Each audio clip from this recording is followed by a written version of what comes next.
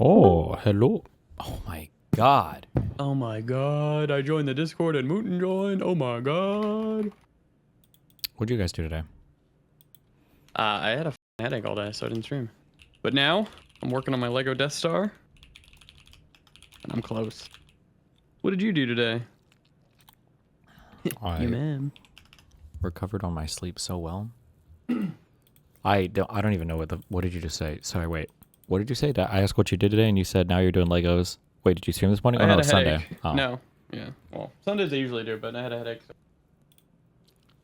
And now I'm doing Lego. Guys, okay. Quick thing also, all right? We got gaslit, all right? We all got gaslit. Vote blue no matter who was like to defeat MAGA. It's like vote blue no matter who, okay? They decided they didn't want to do that, and then we lost. So Trump won. True. But that was it. Vote blue no matter who does not mean that, like, every single Democrat will always be preferable to every single Republican infinitely into the future. It's fucking retarded. Especially because the people who are all trying to do the vote blue no matter who thing are people we lost. Who didn't vote blue? Well, we lost the MAGA thing. I don't know if people are aware of that or not. We lost that. We're at like the end of Infinity War. That was a loss. The Trump won the second election. We're moving on to the next movie. Yeah. Now we're in a different. Now it's just You vote blue no matter who can't be used to scare us away from because of like MAGA. MAGA already won the elections. That's over. That's done with. So I don't know. Yeah. God, they say it so smugly too. You said you blue no matter who. Fuck you. Oh, okay. Children. Finally, about to get some real ass fucking health advice up in here.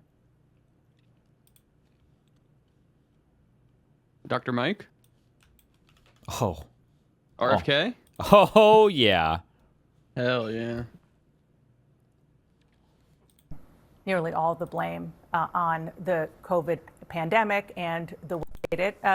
You have been placing nearly all the blame on the COVID pandemic and the way that the U.S. responded to it squarely with Dr. Fauci. But of course, he worked for President Trump. Does President Trump also deserve some of the blame?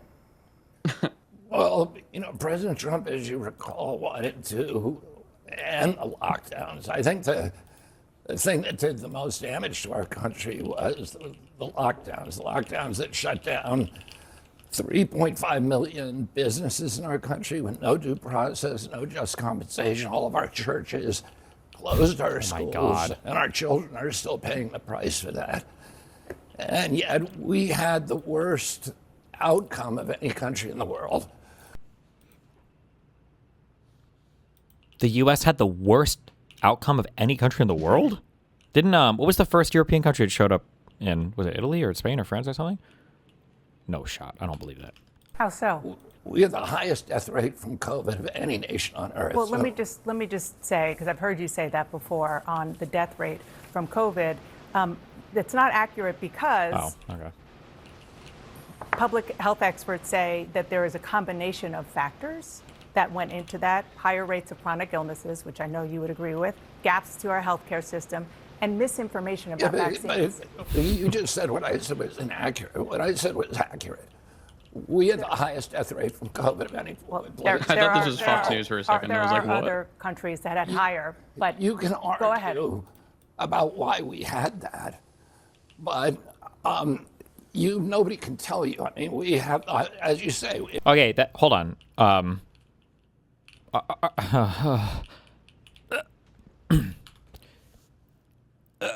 Hold on. I'm trying to get this out. Hold on. Okay, hold on. I'm sorry, I never thought I'd have to say this combination of words my entire life. RFK Jr. was right here. He was correct here. If you have a higher death rate, it could be because of a variety of reasons, but that doesn't mean that it's like magically not it anymore. So for instance, if somebody says there was a higher death rate in this state than this state, you go, well, that they had more people with chronic illness and they had like more people with obesity. It's like, okay, you're explaining why they had a higher death rate, but they had a higher death rate. I mean, like, I don't know how we would argue on that point, but okay. Of the highest chronic disease burden in the world. But Anthony Fauci was mismanaging the COVID pandemic, and he was doing it under the Biden administration. President Trump wanted to end the lockdowns. And in fact, in Anthony Fauci's diaries, he talks about how President Trump is calling him every day, trying to get him to reopen the country. Yeah, well, the lockdowns were done by governors.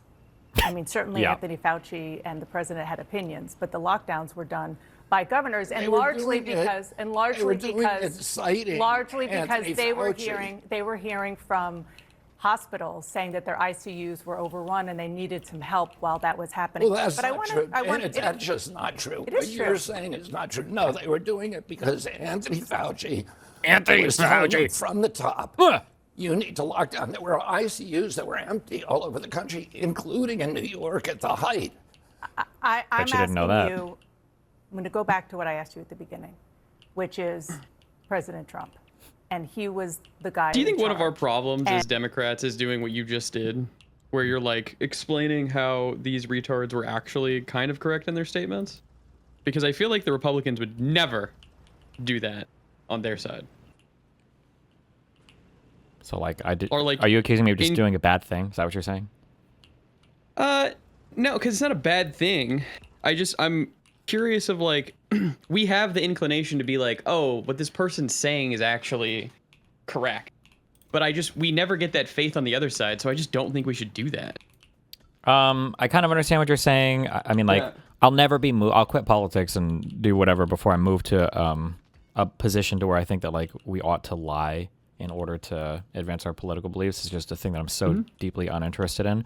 But this particular incorrect thing that she said is a thing that particularly bothers me, because even though RFK is correct here, the argument that he just used, conservatives will manifest this argument incorrectly when it comes time to have other conversations, namely around vaccines. So, for instance, they'll do this thing where they'll say the death rate for COVID is actually not as bad as people are saying it is. The only reason why it's as high as it is because we have people with pre-existing conditions like obesity.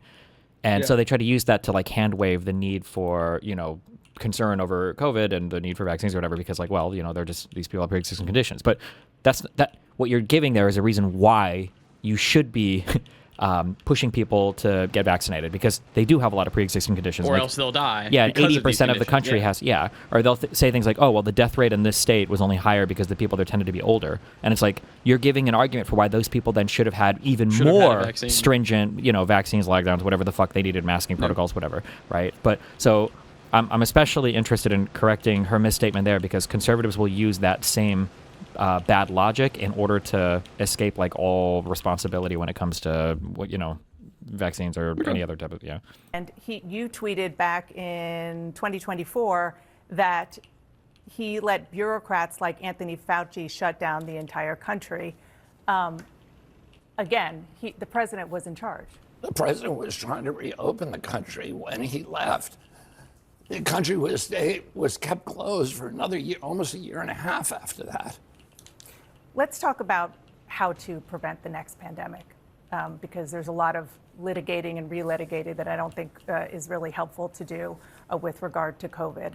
And the question is about so-called gain of function, which for people who aren't entirely clear about it. It's so cringe that it became like the fucking N-word of research science that like, I don't even know, like the idea that you can't do research on viruses now to determine, they'll become more infectious in the future or whatever, and we're just going to like mind fuck ourselves into never being able to do that research again is actually, it's so fucking stupid, dude. It is on a highly, like the mRNA stuff? On anything. So gain of function is basically you have a particular virus and you think like, if this virus were to gain this feature, I wonder if it would become more infectious to humans. And then if it did, what would be ways to counter that? So gain of function is you're doing some kind of experiment to add some kind of functionality to an infectious virus. Yeah, but people are like, well, that's going to be used to create bioweapons. And, you know, and especially because a lot of people are really invested in the idea that SARS-CoV-2 was the result of gain of function research, which there's zero evidence of. Or there's very little not compelling evidence for it. But the yeah, it's just. But now we've like mind fucked ourselves on. Is this like banned now in the U.S.? I don't remember. I feel like they officially. I think it was even under Biden. I think they passed a bill like banning it. But I just cringe. It's stupid. Risky research process that includes manipulating a virus to study how it behaves as it evolves. Now, what scientists say is that although it's controversial, it's necessary to prepare for the next pandemic, to get ahead of it, to figure out what these viruses can do. You want to end this gain of function research. Some scientists say, isn't it better just to put better guardrails around it? People have been trying to put guardrails around it for generations, and it hasn't worked. And clearly, COVID-19 Ask him how he feel about guns. and many other global pandemics that we have come from gain-of-function research. Is that true? Fuck, I'm trying to remember if there has ever been a single example in the history of all of biomedical research of a virus like escaping due to gain-of-function research. I feel like I thought in my research that was a thing that had never happened in the history of all, but maybe I'm thinking of something different. The RSV epidemic that we have, that is the biggest killer of kids in this country today, came from these kind of experiments. The Lyme disease almost certainly came from this kind of research.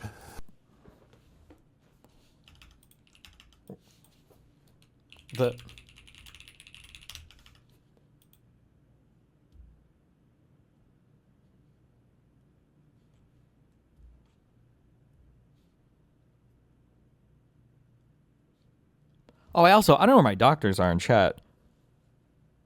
I don't know anything about like bacterial infections. All of my research and reading everything has been viral stuff. Is bacteria stuff just completely and totally different? I don't know anything about. Your body's immune system can fight bacteria, right? Is it just the same kind of process? It tries to identify certain proteins and it just.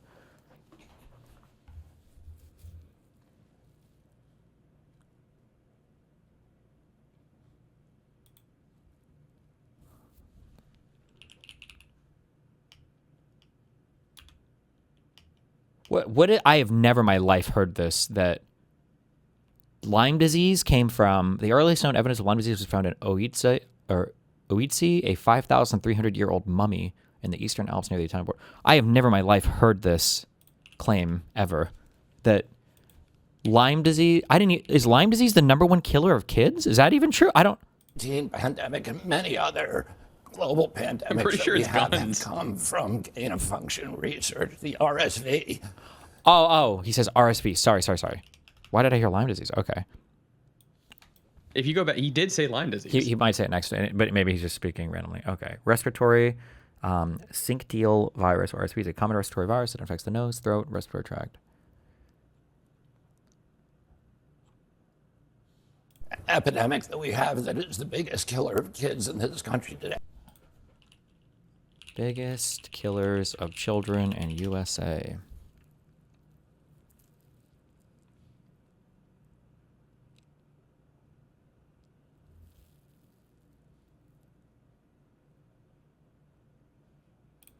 Top 3 are firearm-related injuries, motor vehicle crashes, and drug poisoning / overdoses.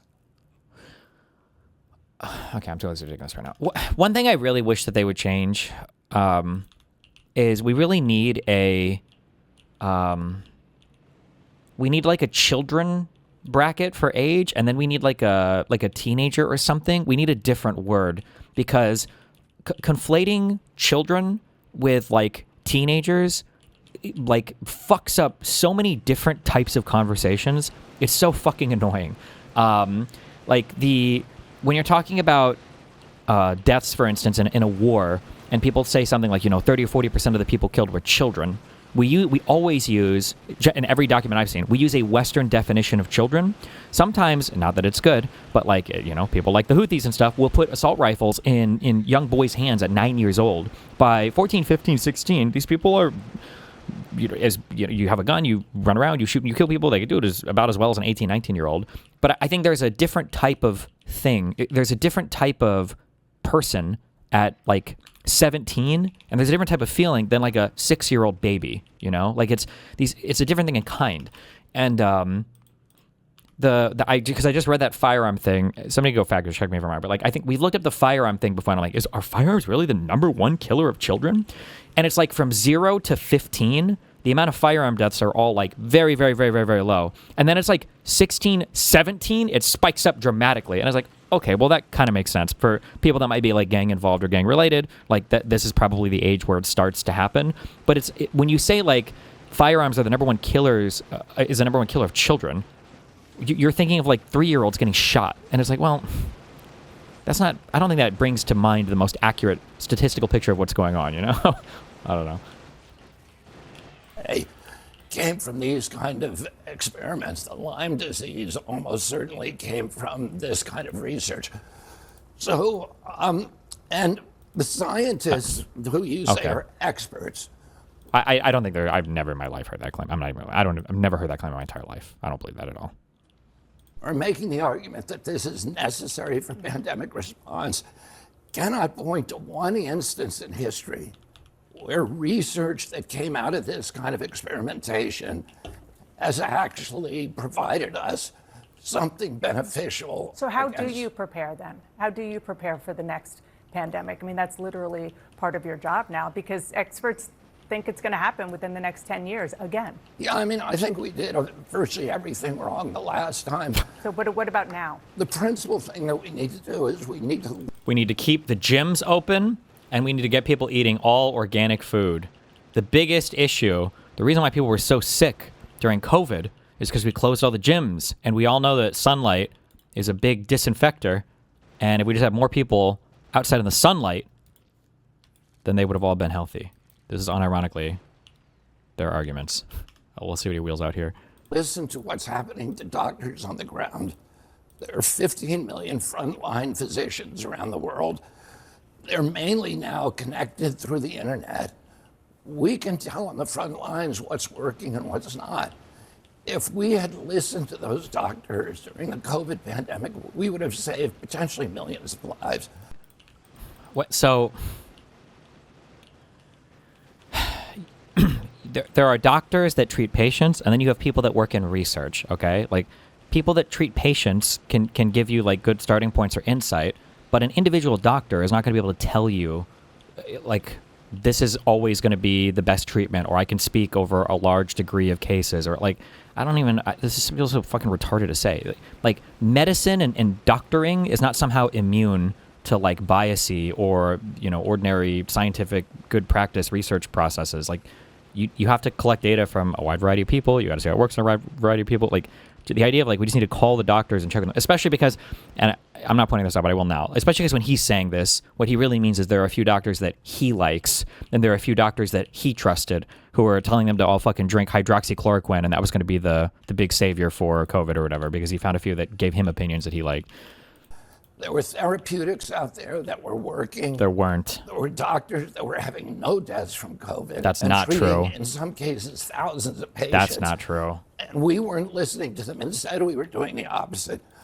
We were shutting them down. And then, Dana, the other thing that I would say is that we need to protect our constitutional rights. That is the primary obligation What of does our that country. mean? Well, during COVID, we completely dismantled our constitutional rights. We began censoring people in violation Okay, but of the First Amendment. but I'm not, you're saying you what want- not to do. I'm asking what to do. But I want to talk Well, about. that's something to do. That is the number. Okay, I feel like I had negative opinions of this woman before, but the last few interviews I've seen her give, I feel like she's done a decent job. No? One priority. We protect the Constitution. The Constitution was written. Forgive me, but you're talking about rights, and I'm asking about a potential public health crisis. that is coming. But I do. Why do you think these people are still so hung up on COVID? What's the purpose of relitigating this all? I feel like when somebody is in the wrong, when somebody's trying to be like some kind of weird little authoritarian loser or wacko, one of the most important things that they can do is they have to relitigate history. Because in order to provide justification for the things that they want, and in order to provide successes for them and failures for the enemy, they can't live in reality. And it's you can kind of like change reality in the future by making bad predictions and then hoping that people believe them. And you can definitely change reality in the past, but you can never change reality in the present because it's what people can see. You try to with propaganda. So when it comes to things like COVID and Jan 6 and whatever the fuck else, these people always want to relitigate these things because these events had to have happened in the bullshit ways that they had predicted they were going to happen, or in the ways that they say they were going to happen, because it provides them justification to do wacky shit in the future. So COVID is really important because think about how much power you get from the COVID narrative. It shows that the whole government is in bed with itself. It shows that corporations and big pharma are evil. It shows that the Democrats and the deep state were able to engineer mass chaos in the country. Even though Donald Trump was president, the deep state was still able to have an impact. Like it's such an important narrative for conservatives that just like the Gen 6 stuff, just like the BLM stuff, just like every other like wacko fucking conspiracy they have. They need these. They're like foundational myths.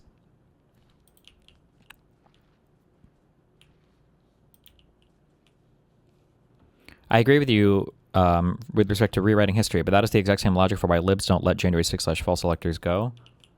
Well, what do you mean? Well, I don't think there's anything wrong with trying to accurately state history.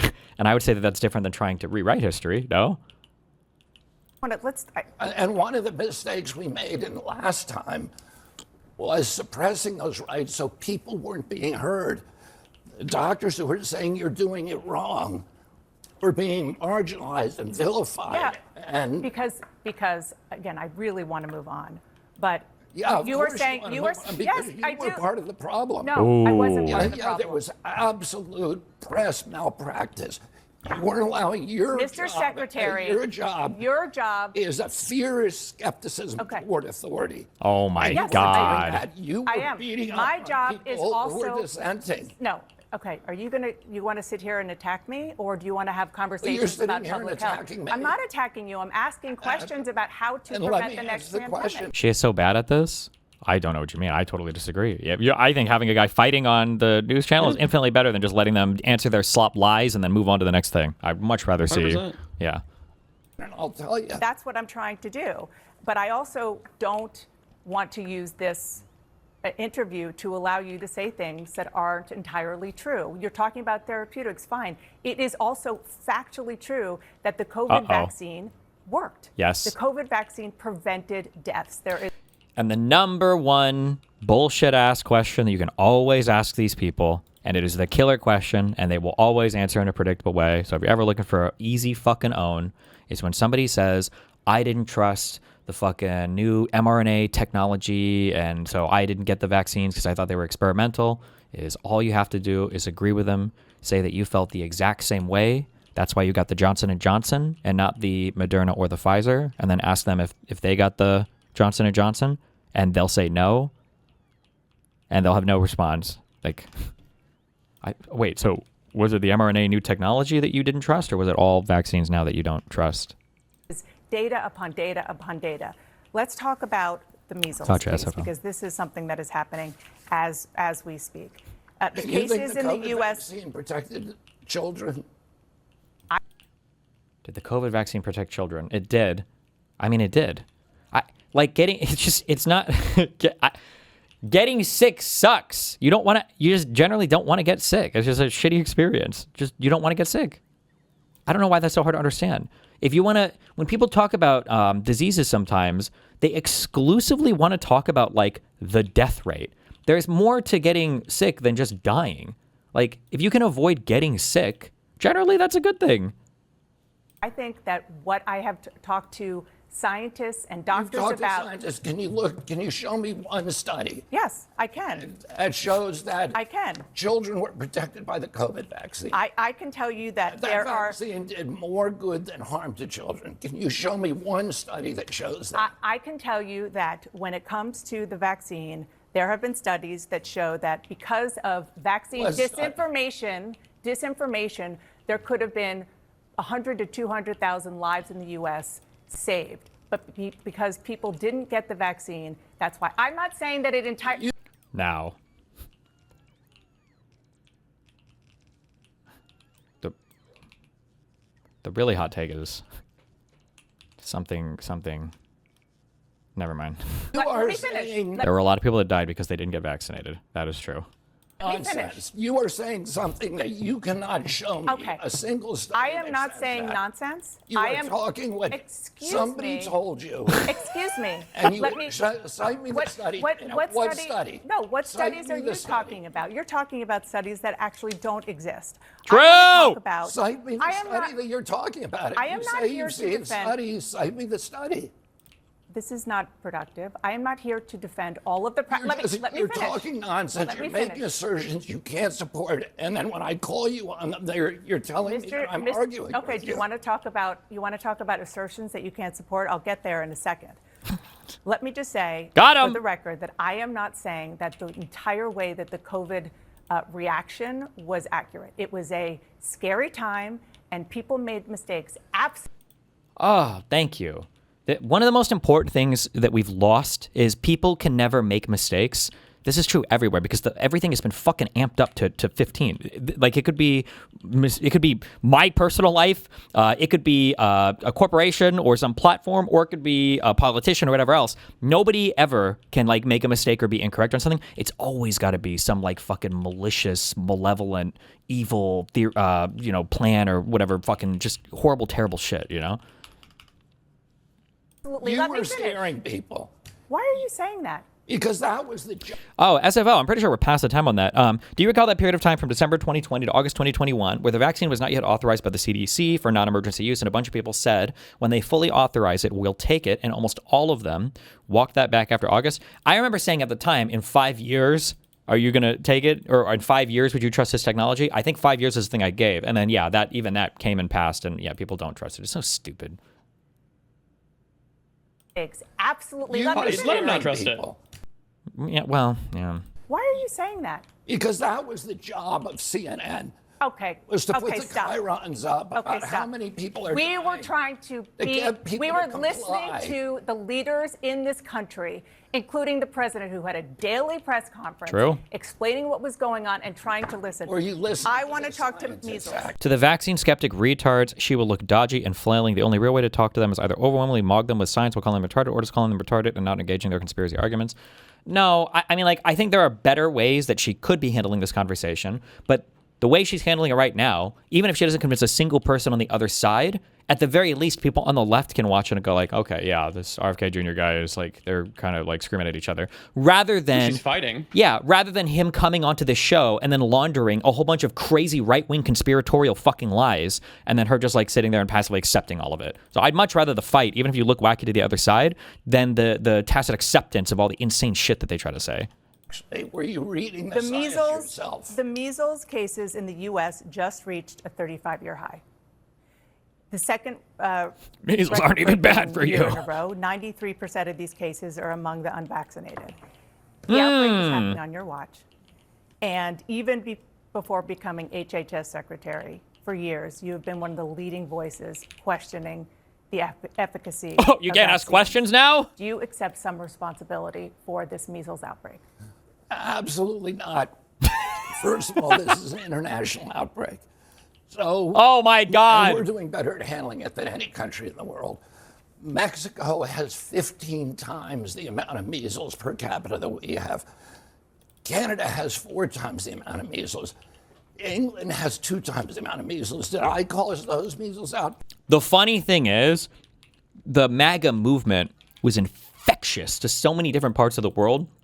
It wouldn't surprise me if a lot of the people, and I don't know this, I don't know, I mean wrong, but it wouldn't surprise me if the people in Canada that were more likely to get this are the fucking people living in fucking Alberta who are fucking Pierre supporters who are kind of on that like whole MAGA shit too, and they were happy to hop in their fucking trucks and clog up the border because they thought that Justin Trudeau was trying to illegally COVID vax them or whatever, or the lockdown protests or whatever. It wouldn't surprise me if that was the case. Right? You're the most famous. Did I cause Maybe. 137,000 cases? You're the of most measles in famous Europe? vaccine skeptic on the planet. Let me tell you, because actually Anthony Fauci in his diaries, Oh my God, the diaries.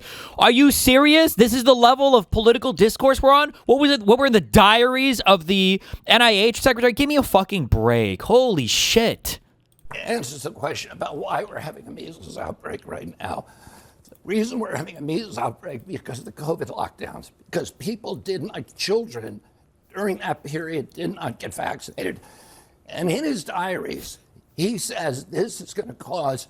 Because children didn't get vaccinated during the lockdown? So it's the lockdown? Wait, what? Lockdowns. Because people didn't, like children, during that period did not get vaccinated. And in his diaries, he says this is going to cause massive outbreaks in measles and more children, he says this, are going to die. Let me finish, because you could accuse me of something. Now, let me... No, I didn't. I asked you a question. Yeah, let me give you the answer. He says in his diaries, more children are going to die from measles because of these lockdowns than COVID. So if you want to know, and that age group that should have gotten the MMR when they were 18 months and didn't get it, they're the ones being infected. The people in this country, and we have stopped the outbreaks at record speed in South Your experiences under lockdown and COVID probably dramatically changed based on your class. But were people who were in lockdown not getting vaccinated? Was that a big thing or a concern or a thing that was happening? Maybe it could have been. I don't know. Carolina, in Texas, in Utah, in Virginia. We've done better than any country in the world. I dispatch immediately the epidemic intelligence services to those states. I get on the phone with the governor and we stop them in their tracks. Nobody else has been able to do that. You have a bully pulpit. Let me tell you just one last thing. Go ahead. The communities that are suffering from measles are almost all religious communities that just don't vaccinate. The Mennonites have not vaccinated since 1796, since Edward Jenner invented the smallpox vaccine. It's hard to blame that on me as much as you want to blame it. No, I don't want to blame you. I'm asking you because you have a... Wait, back then there was a cool down when you could get vaxxed if you had or have had COVID, no? What? Are there vaccine cooldowns? I'm not, maybe that, is that true? I've never heard that before. That might be true. I've just never heard that. But I guess actually, maybe because we have like an ordinary vaccine schedule, that's why you would never even run into those cooldowns. I guess it wouldn't make sense to go get vaccinated like once and then again in a week and then again in a week and then again in a week. That might be kind of taxing on your body, taking in so many poisonous mercury vials and everything over and over again. Very powerful voice on these issues for people who are skeptical. Let me finish. And I've never questioned the efficacy of the MMR vaccine. Okay, let me finish. What I want you to do is please use your bully pulpit to right now, as we're getting close to back to school, say... This is my biggest issue with a lot of these with the sloppulous types, is it feels like they genuinely just want the country to fucking fail. They feel like fucking foreign ops. I don't know if I was just naive.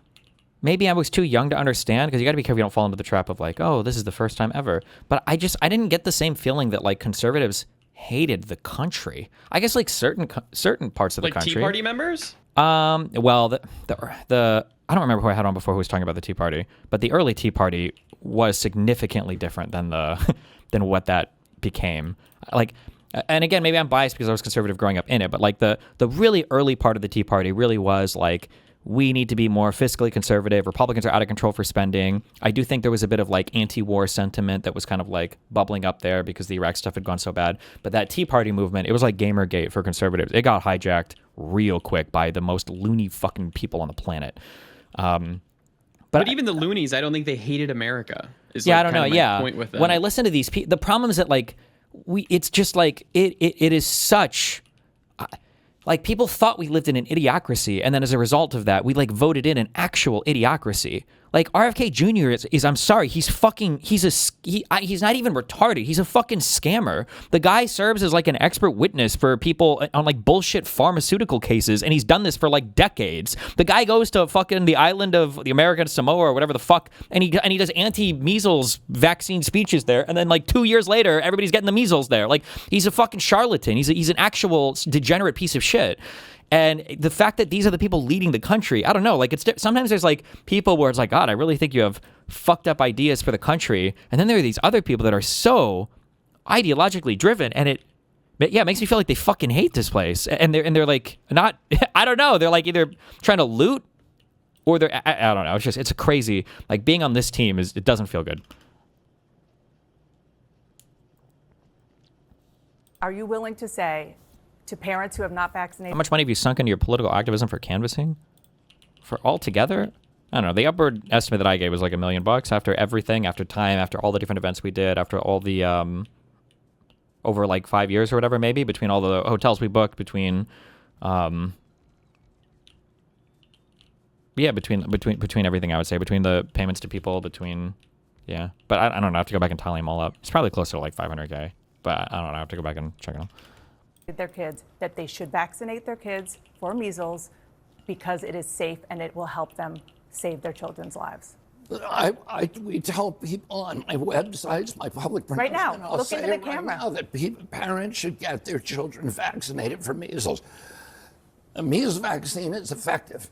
It stops measles in about 97% of the cases. So people should get vaccinated. Can I ask you, the Wall Street Journal reported that the president is It's interesting that he would say that, because the thing that I've heard, I think Jordan Peterson even wheeled this stupid fucking argument out.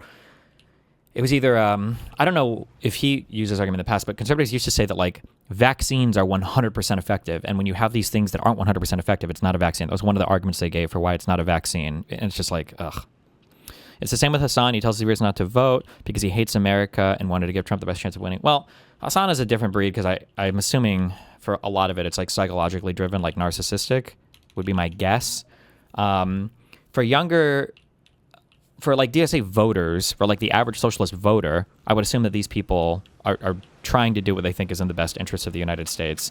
And then for high-level DSA people, my assumption would be, my default would be that they just think that us switching to like a socialist-style government would benefit most people. I don't know.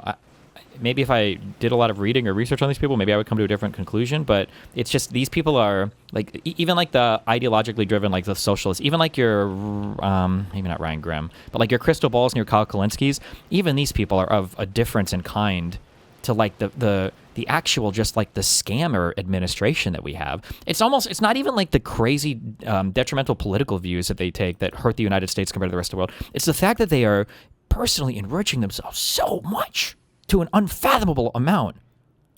Hassan is literally hate watching Hutch and Live and Learn clips right now. Is he actually? At some point, that just means you want to vote for Oh Jeffrey my Epstein. God. That's it. That's your preference.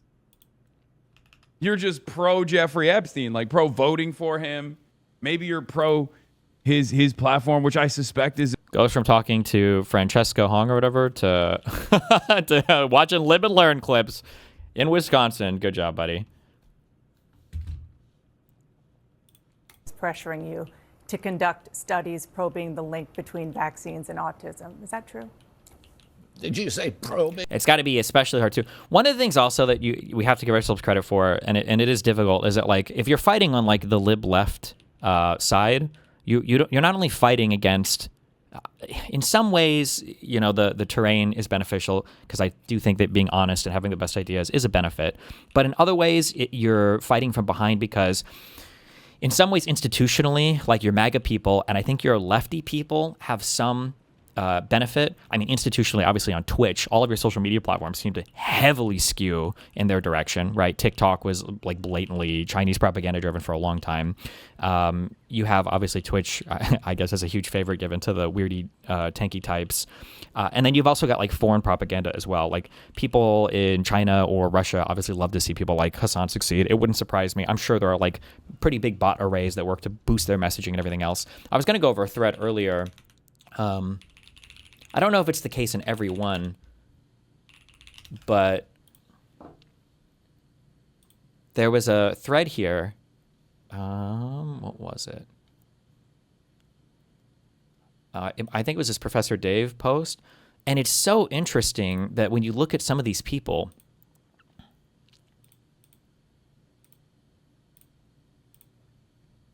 oh no, fuck, I don't think it is this one. There was another one.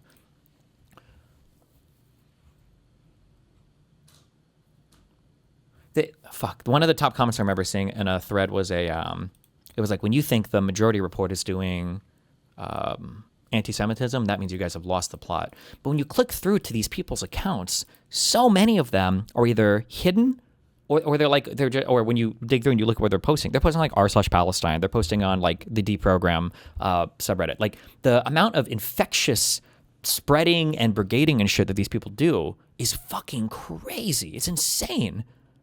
And then it's funny because if you're supportive of me, it'll show up in your background. It'll say, oh, you're a Destiny Dick Rider. But whenever you call them out, like, aren't you like a tanky or don't you support something? Like, no, I don't even know who that is.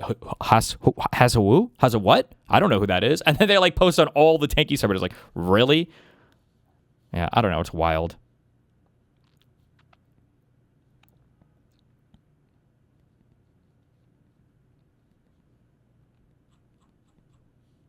Do you think the U.S. government needs to take more steps against foreign influence? Yeah, but that's a whole thing. Being the link.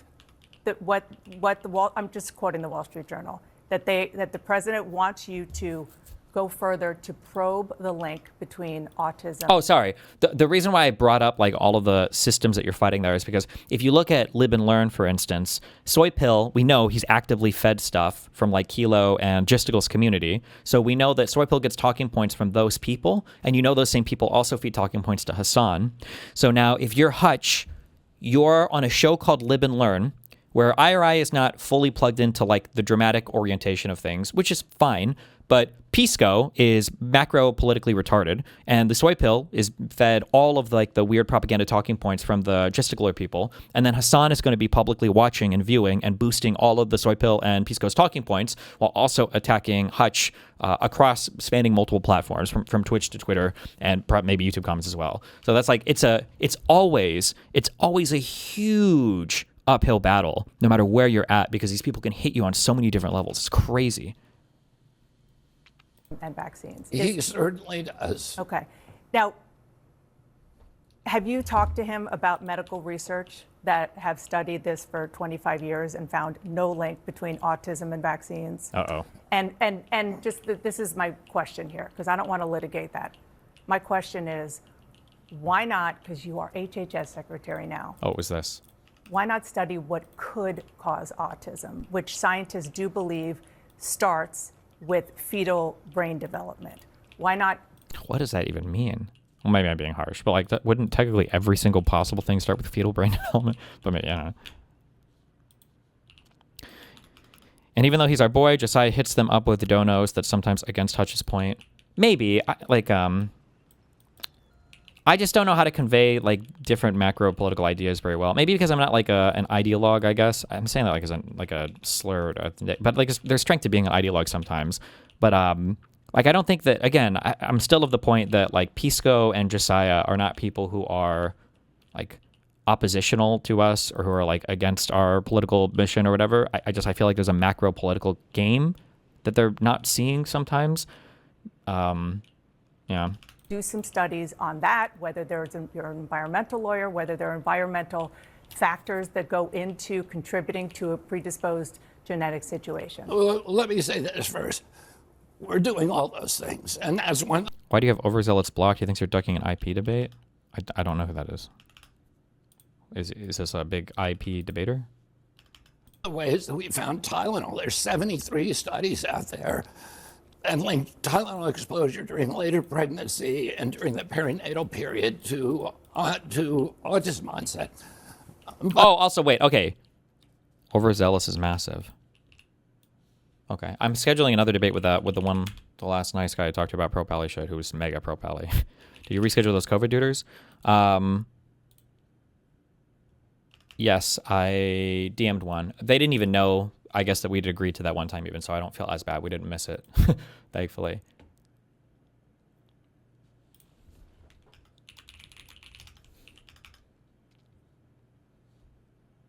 Oh, overzealots? The myth of Israel's self-defense. Oh my god. Oh, this guy is a super tanky. Jesus Christ.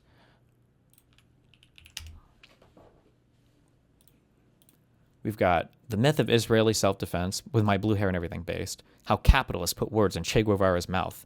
In defense of Cuba, you really don't despise NATO enough. Why do horrible people keep winning Nobel Peace Prizes? The ADL's dark past. Every current Zionist talking point destroyed. Jesus Christ. ContraPoints. Liberal apathy in the face of crisis.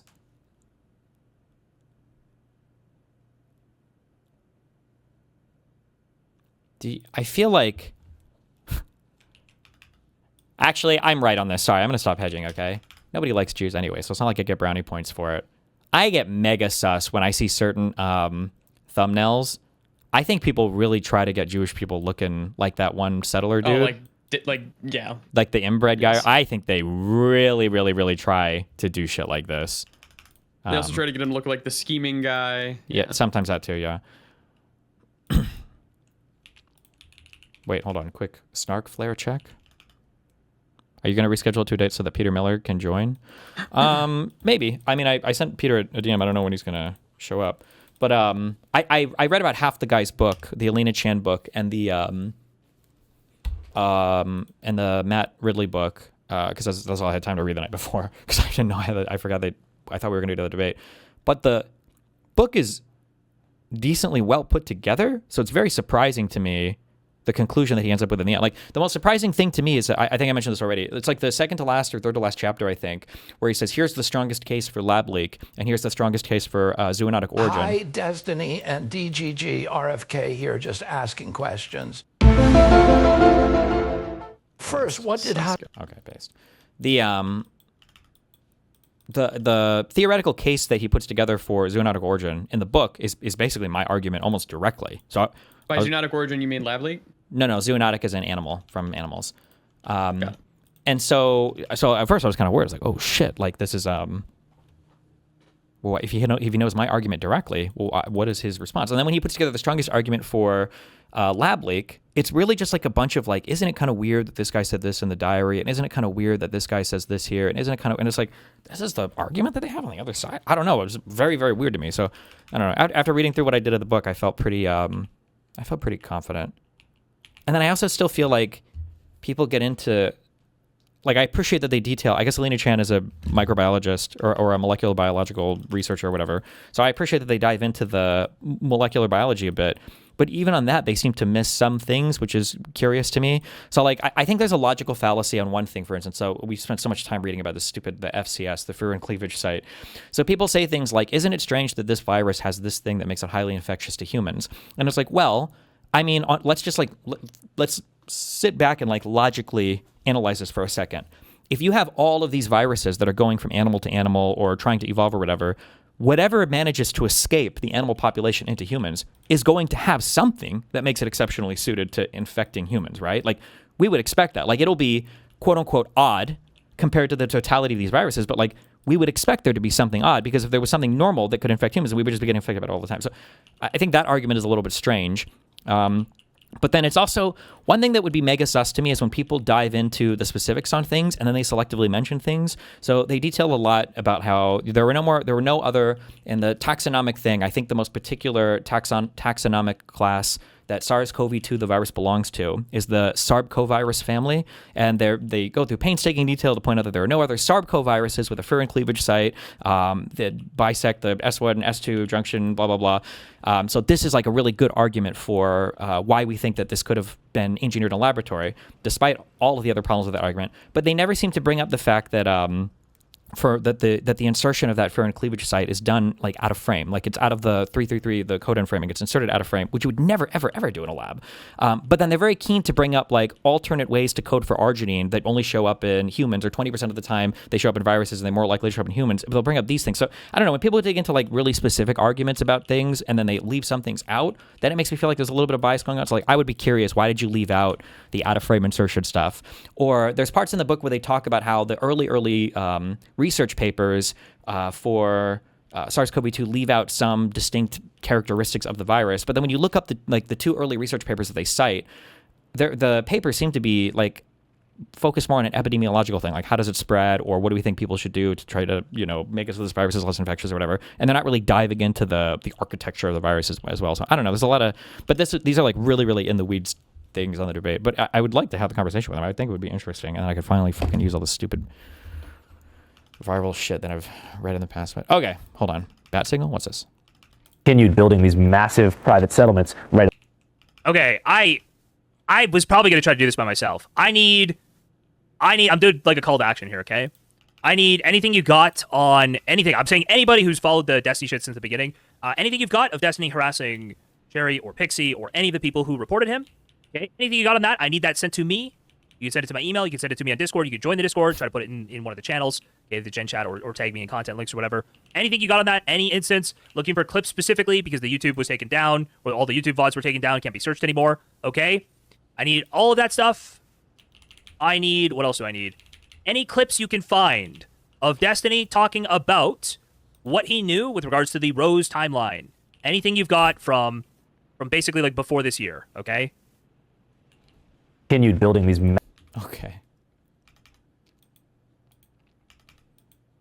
I like how they still think there's some like huge, obvious, like horrible thing here that wasn't uncovered in Discovery, that didn't come up with the 50 million other people digging through this, that didn't come up with his community harassing the victims in the case, that didn't come up, but somehow there's still some huge thing. He's probably trying to make some big thing for Professor Dave, but okay. Glad that Professor Dave has jumped into the drama arena. But you are wrong when you say that this issue has been studied. It has been studied, and you're rolling your eyes, Dana. But I this am, is another because I example. don't want to have you use our air to say this. There have been more than 40 studies involving 5.6 million people to conclude there is no link between vaccines and autism. This is the head of the Committee of Infectious Diseases for the American Academy of Pediatrics. And now let me tell you what the Institute of Medicine is. Oh, and then also, okay, and then final question. Okay, show me, why should you not belt gears? Tell me a reason why. Oh my god. What? Shut up, you're retarded. Factorial But questions, says, man. Yeah. Which is the National Academy of Sciences, which is the ultimate arbiter on vaccine safety, and which it does not have an interest in this debate. It says that none of the 8 vaccines that are administered during the first 6 months of life have ever been studied for relationship to autism. It found 2 studies, one on the DTP vaccine that showed that it does cause autism, and one on the hepatitis B vaccine that again suggests that it does cause autism. The Institute of Medicine dismissed those 2 studies because they were based on CDC's database. Why do we say, people keep saying it doesn't have as much throughput as iron does, but it's 2 gears per 1 iron, no? Studies that you're referring to are all for one vaccine, the MMR vaccine, or one ingredient, thimerosal. So you are using... CDC's database. The studies that you're referring to are all for one vaccine, the MMR vaccine, or one ingredient, thimerosal. So you are actually looking at... Like, I wish that they would invite panels of doctors to have debates with these people. Like, actually, He just wouldn't agree to it, no? yeah. Wait, did I just get that throughput wrong? Am I retarded? Wait, he just wouldn't agree to it? Oh, maybe. Well, but then at least you could say... No, I'm sorry. It's 1 gear for 2 iron plates. So that... Shut the fuck up. If you don't know what you're talking about, shut the fuck up. No. The reason why you don't belt copper wires is because 1 copper plate makes 2 copper wires, but 2 iron plates makes 1 gear wheel. Motherfucker. Yeah, they're just... One thing I don't like, the thing that drives me the craziest, and I just don't understand how this can possibly be reality, is when there are very, very, very basic things that people are allowed to get wrong for years. For years. Like, the biggest one I remember was, have you ever heard of the VAERS database? Nope. Every single time you get a vaccine, you can go and call your doctor and you can report afterwards if you have any negative side effects. All of those reports go into something called the VAERS database, which I think is the Vaccine Adverse Reaction Event Response or whatever. Something. It's like Vaccine Adverse Event Reaction Response or something, system or something like that. And if you, but it's literally no matter what. So like if you get a vaccine and then like you fucking get a headache or whatever, you can call and report it. It doesn't mean that the vaccine caused it. It's just a huge database because it's a huge database. You want to look for correlations. or Yeah, whatever eventually, yeah. see- And then maybe there might be something to study in there. But that's it. That's all it is. It's not like, oh, this for sure is caused by this, or this for sure is causing this. That's it. But the people used the VAERS database talking point forever. They might still use it. But look at the VAERS database. And it's like, it was the most took vaccine, and I think all of fucking U.S. history uptook at once. So of course there's going to be a lot more people calling in and reporting adverse reactions, but it doesn't mean that it came from the vaccine. And they tried to study for those, and I don't, as far as I'm aware, there's a little bit of inflammation of the heart, but none of it like a short-term acute thing. But none of it was none of it panned out to be these horrible bad mRNA vaccine side effects. And so people are also more likely to call in to report anything because everybody's taking it at once. People are probably sure. talking Well, about it and on the now, news. yeah, now there's all of that as well. But another thing, when he brings up the vaccine study thing, they haven't studied these vaccines for autism. This is a talking point that I've heard a lot that has to do with doing certain types of research. There are some types of research that you're not allowed to do because it's considered highly unethical, because like the default plan of treatment is just so efficacious and it's so well researched that it would be considered unethical to placebo somebody on it. So for instance, even if you're like in a medical trial for a certain drug, if at some point in the trial it's determined that the drug it's like passing everything, safety profiles, and it's, you know, treating the underlying symptoms and everything with like flying colors, you're not even allowed to continue giving the placebo. You have to switch people over to the actual medication because it would be considered unethical to to continue with the placebo in use there. So much the same that like if we know, and I don't know, I guess, where they're at for like the MMR vaccine or whatever. My guess is these are all things that are considered highly efficacious. If these are things that are just considered really, really good to give children and they're only seen as positives, I don't know if it's ethical to even study, you know, well, what if we don't give them these vaccines that we all know are very advantageous, and then we wait and see if they develop autism? I don't know if you can even do those studies, or if you can. I don't know if they have to be to super controlled environments or what, but I never hear anybody talk about any of the specifics of this. It's always just, for some reason, Big Pharma has convinced us that we don't need to do any research on any of these things that are actually not even like, it doesn't even make sense, right? Because what do they always used to say? Millennials heard this all the time. I don't know if Zoomers heard this. They don't make money in the prevention. They don't make money in the cure. They make money in the treatment. Why the fuck would you fake research and studies to do vaccines if you're just trying to like lie to people and make money? Wouldn't you want to just treat the condition and make money that way? Isn't that what the conspiracy theories used to be? Like, You're starting new studies to try to link autism, but you're also I'm telling not me. trying to link autism to anything. I'm trying to find out, why has autism gone Are you from also less trying? than, why Are you has also trying to autism find gone- out how it interacts with people's DNA? What's predisposed to have an autistic child? Are you doing both? Yeah, but Dana, you probably don't understand this because you're not a scientist, but Well, you're not just to be clear, oh, thank you. She's gonna say RFK is not a scientist either. Okay. either. genes don't cause epidemics. I understand genes. They can provide a Epidemics. vulnerability. A but gene- a you gene need provides- to understand this because you're not a scientist, but genes Well, you're not don't either. cause. Genes don't cause epidemics. I understand genes. They can provide a Epidemics. vulnerability. A but you gene need provides an environmental. That's what I'm asking. Are you studying the We're environmental looking exposure? at all the different environmental exposure. I don't know that, like, he says, like, he claims that she's not a scientist and then says genes don't cause epidemics. Like, this would be the type of statement that we would say the statement's not even wrong. Like, that's such a statement devoid of content. I don't even know how you would analyze such a worthless statement. Like, different genetic things might make you more or less susceptible to a particular thing, which could factor into whether or not a thing becomes, epidemic or not. That's just such a weirdly pointless statement to make, that genes don't cause epidemics. I mean, like, I don't. But you're Like, technically, without genes, you don't have epidemics because there would be no people, because there would be no things to get infected with. Your statement, you have been fooled. Your statement that this has been studied is not true. It's categorically It is not true. considered. Not for any of this stuff. It is considered. Considered by decided who? By every scientist who has studied this. That is not true. I it can is give you true. hundreds of scientists who have looked at this. So and on the say, one. There's also, like, hundreds of scientists. There is a process by which you publish scientific literature and a process by which the scientific community comes to a consensus on things. To say that hundreds of scientists agree on a thing would be like me, trying to shoot and kill somebody in cold blood. And when somebody says, well, you can't do that, that's illegal, That would be like me saying, well, I know hundreds of judges that would disagree. It's like, well, that doesn't matter. What matters is what the Supreme Court thinks and what the law of the land is. It doesn't matter if you have individuals. Like, there's a process and an institution. We don't appeal to scientists when we're talking about scientific consensus on anything. We appeal to like the body of literature and the process by which we publish stuff. I don't even know why I'm saying this. It should be obvious. And do you understand why It's the people aren't National getting? Academy of Sciences.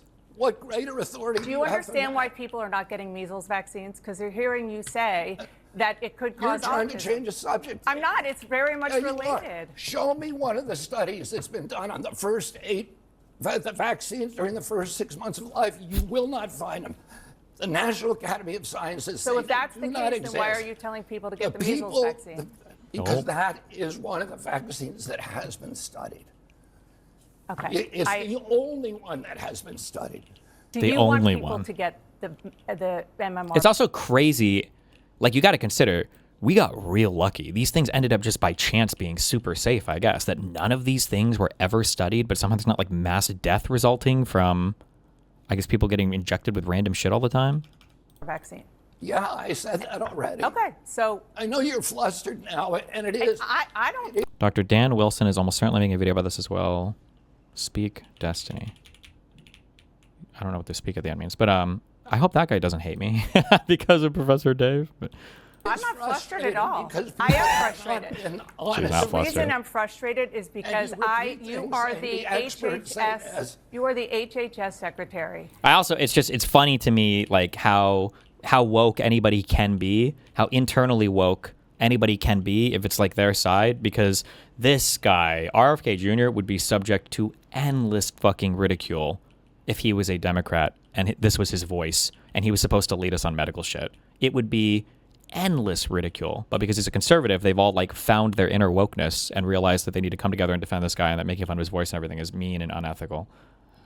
I'm not frustrated at all. Because I am people have not frustrated. been honest The with reason you. I'm frustrated is because you repeat you things are and the the experts say HHS. yes. You are the HHS secretary, and you are talking about things that lead to vaccine hesitancy True. in this country. True.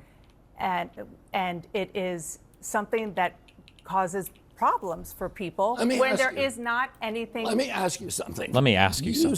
see your job as ending vaccine hesitancy, or do you see your job As reporting the telling science? truth to the Yeah. American people? I see my job as telling the truth, and the truth is that there is study after study after study. It's one of the most I was felt the same as Jordan Peterson if he was a liberal. True. Like all the crying and shit, he would be endlessly harassed on that shit. Guaranteed. Oh, yeah. studied things out there in science. repeat- And Dr. Dan said you seem like a cool dude. When? What was it, before or after Israel-Palestine? study after study after study. It's one of the most studied things out there in science. You're repeating and it it is like a parrot. You're repeating So are it you. like a parrot.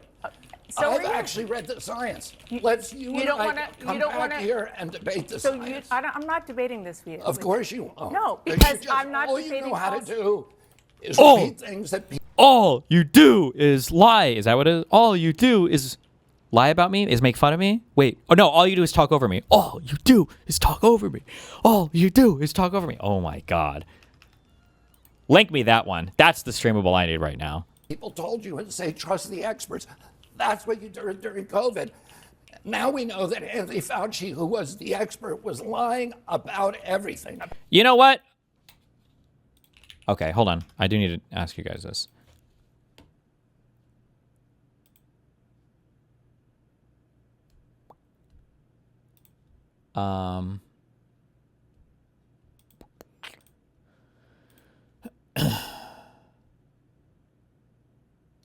Wait. Have I said if I'm doing any... What debates have I said I'm doing soon?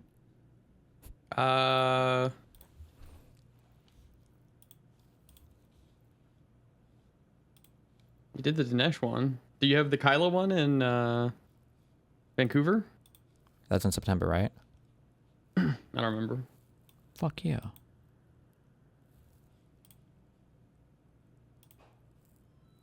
All right, what debate you got? Tell us. Well, I gotta... There's a Just weird leak contract it. with this. Well, no, I think it might actually be like fucking... I don't know if I can say it ahead of time. Oh. Hold on. I'm looking for this real quick. Let me check. This is fucking hilarious, bro. defend myself. I'm just How curious. am I John, supposed to John, defend Dylan, myself? John, I have to Dylan. be TOS because you won't Dude. let me No, defend that's the myself. softest You're shit in the literally world. still That's talking the, over me, dude, you will and go won't down let as me the biggest fucking defend pussy myself. on this All you platform do in the is history talk of mankind. over me. All you fucking You did is talk are gonna over go me. down as All the you biggest fucking pussy did is in the talk history over of me this fucking platform, buddy. fucking time. Yeah. All you Yeah, fucking fuck did is off, you talk over baby me. fuck. All right, All you keep fucking fucking trying. did Dude, is talk mission over me. fucking completed. All you dude. fucking did is talk over Oh me. my god, dude. We did it, dude. It's He's talk fucking over crying, me. dude. All you He fucking did it, did dude. Oh is my talk god. over Holy me. fucking All you shit. fucking did Reel in your is mans. talk over me. Reel in your mans, Shut the John. fuck Holy up. fucking All you shit. fucking Reel in your do fucking is mans, John. talk over me. You gotta My reel this fucking guy in, voice. dude. Do you read me? Dude, All John, you I know you fucking do did it in is talk Lapland, over bro. me. In 2014, a team of researchers at the University No one cares. Play donos. Oh, true. Okay, hold on while I read. With Fish, was he vaxxed? Hi, Destiny and DGG, RFK here, just asking questions. First, what did Hassan do with Fish? Was he vaxxed? Do you think it was screwworm? Please, I need help. Seriously, I don't know what I'm doing.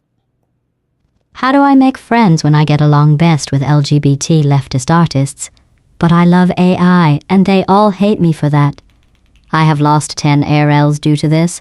I'm a bi-woman artist, and befriending tech bros doesn't work either because they always neg me. Wouldn't be my friend. Wow. Wait, how do I make friends when I get along with LGBT leftist artists, but I love AI and they all hate me for that? I don't know, bro. Everything is so political these days. I feel like that's probably Ooh, vow shading Islam too. Classic. Thank you for my 7 months stream. What the fuck? Thank you, 10-month ads, for your 7 months stream. I don't know what that means, but 7 months sub. Oh, good job. Wait, do I not have?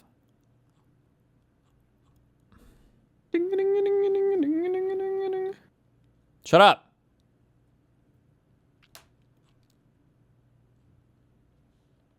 Wait, I know I had a different contract that I signed for this. Really? Oh. They're contract swapping ya. See? Shut up. La li lu la lo, la li lu la lo, la li lu la lo. Get snarked, imp.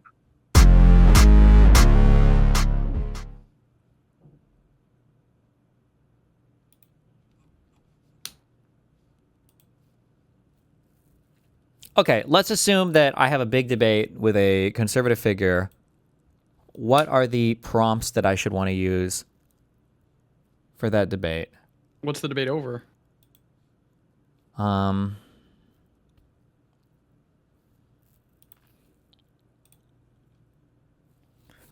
Here are some.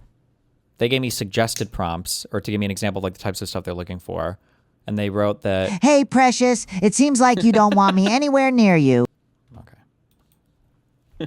Some conservative thing is less trustworthy than mainstream media, or that some conservative thing is a certain podcast. Mass deportation would hurt America more than illegal immigration. The right only supports free speech when conservatives benefit. Trump's tariffs are attacks on Americans. Trump, like stuff like that. Tariffs is easy. Here are some prompts I would love to debate. Okay. Conservatives were wrong about basically every single thing related to COVID.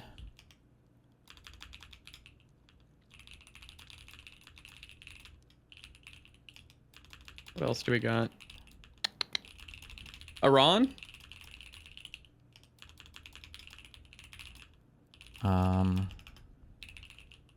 Trump was wrong. It wasn't going to just be like a 2-week in and out regime change. He was wrong about Ukraine. I'm trying to think of what the other guy would. I don't think they're going to want to defend Iran. They won't. Yeah, I mean, nearly impossible. The alternative, conservative alternative media thrives on misinformation, conspiracy, and I'll just say misinformation and conspiracy. Oh, Russiagate was real.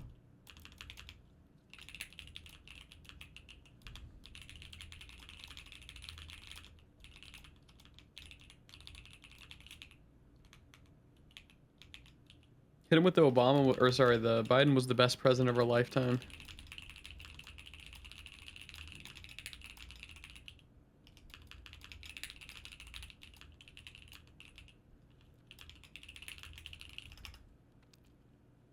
And that traps him into Trump. What did you just say? Biden's the best president of our lifetime. I feel like it's too broad.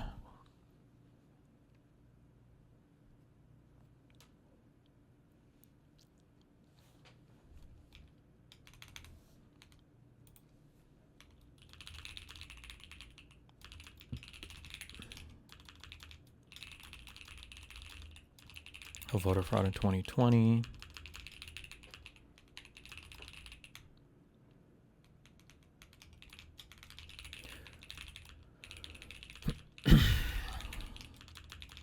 Vaccines worked?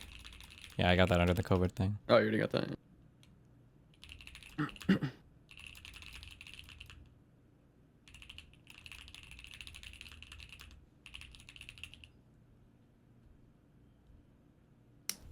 1, 2, 3. Okay, these are 4 big ones. Let me know if you need anything else. Oh, did you see the reflecting bullshit? No, what happened? Janine Pirro or whatever dropped it. Oh boy.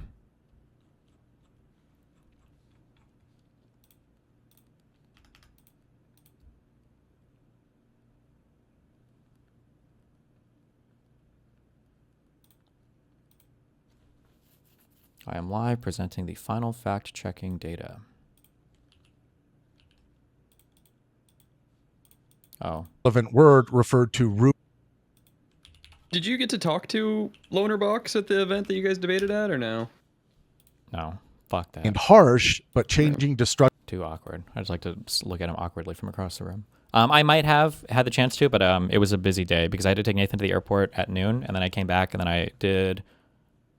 there was a VIP dinner that we had to have for the audience, and then my flight was that the night. one where the lady fucking sat at your table, didn't say anything, and tweeted It was about so you? stupid, yeah. Jesus Christ.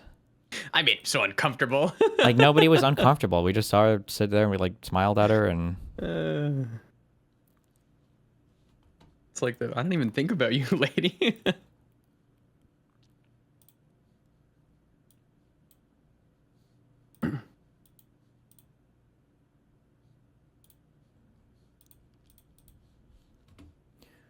Okay, boom, boom, boom, boom, boom. Okay, Jesus. Don't Wow.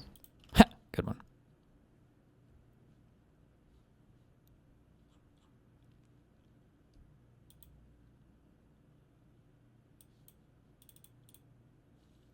Wait. Oh, no. Okay.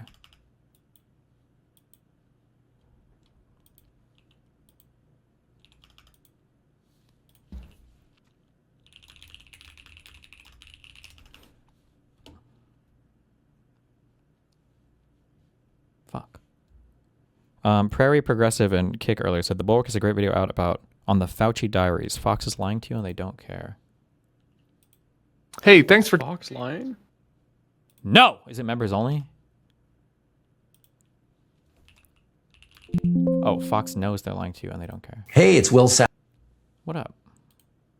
I only watch my guy JVL. Good.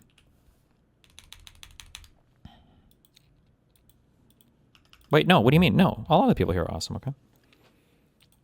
I like Sarah, and I like Tim. But I love JVL. True. About masks, about the social distancing, about natural immunity, about the transmission from the vaccine, about the source of COVID.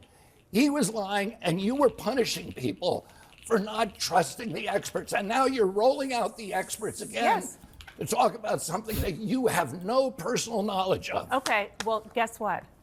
That is my job, to talk to people. Your job is to Am I tell the allowed to truth talk? to the American Yes, public. yes. And my job And is to to be- get as and much to- information as She I needs to can. talk over him. What we were Maintain doing, a posture what we It's were easy, too. doing, skepticism what we toward were government doing authority. in COVID and still, with regard to these vaccines, is getting the best information, the best science that we can, and putting it out there. And sir, what you are doing is causing getting the best information science to from be out there somebody that who's is lying to not you. accurate. Who was lying to The you? National Academy of Sciences, which you just cited in November, He said said. we support He the said. statement that vaccines do not cause autism. Damn. This is the National Academy of Sciences that you just talked about. Look at the National Academy of Science most recent report, Okay. and you'll see. I don't. That says wanna ask what? You one other question, because it's The something Tylenol that causes really did help autism? Donald Trump get elected, and that is the MAHA movement, and specifically the question of processed foods. Of what? And processed foods, and the fact that people want to feel that their food is safe.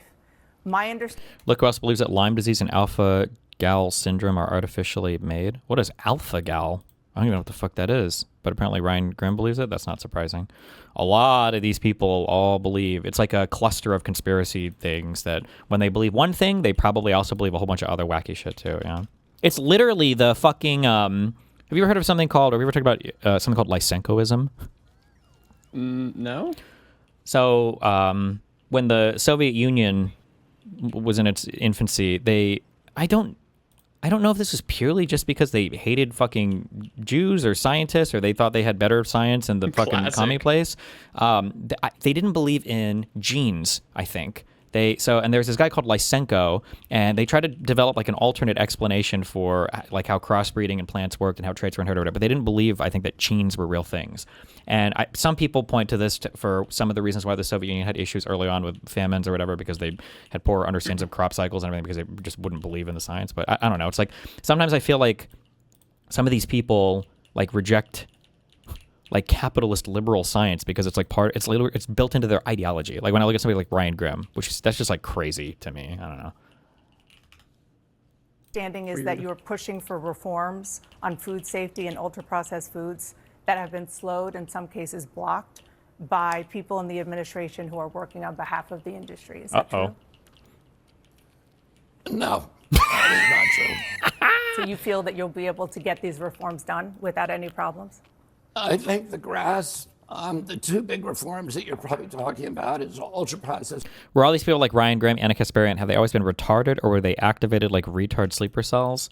I'm not sure on that. Again, this is one of those things where I said before it'd be nice when we all die and go to heaven if we can like sit down at a round table and just have a conversation. Like, the fuck was going on there, man? What was actually happening in that head of yours? I'm very curious, but I don't know. Food definition. Mm-hmm.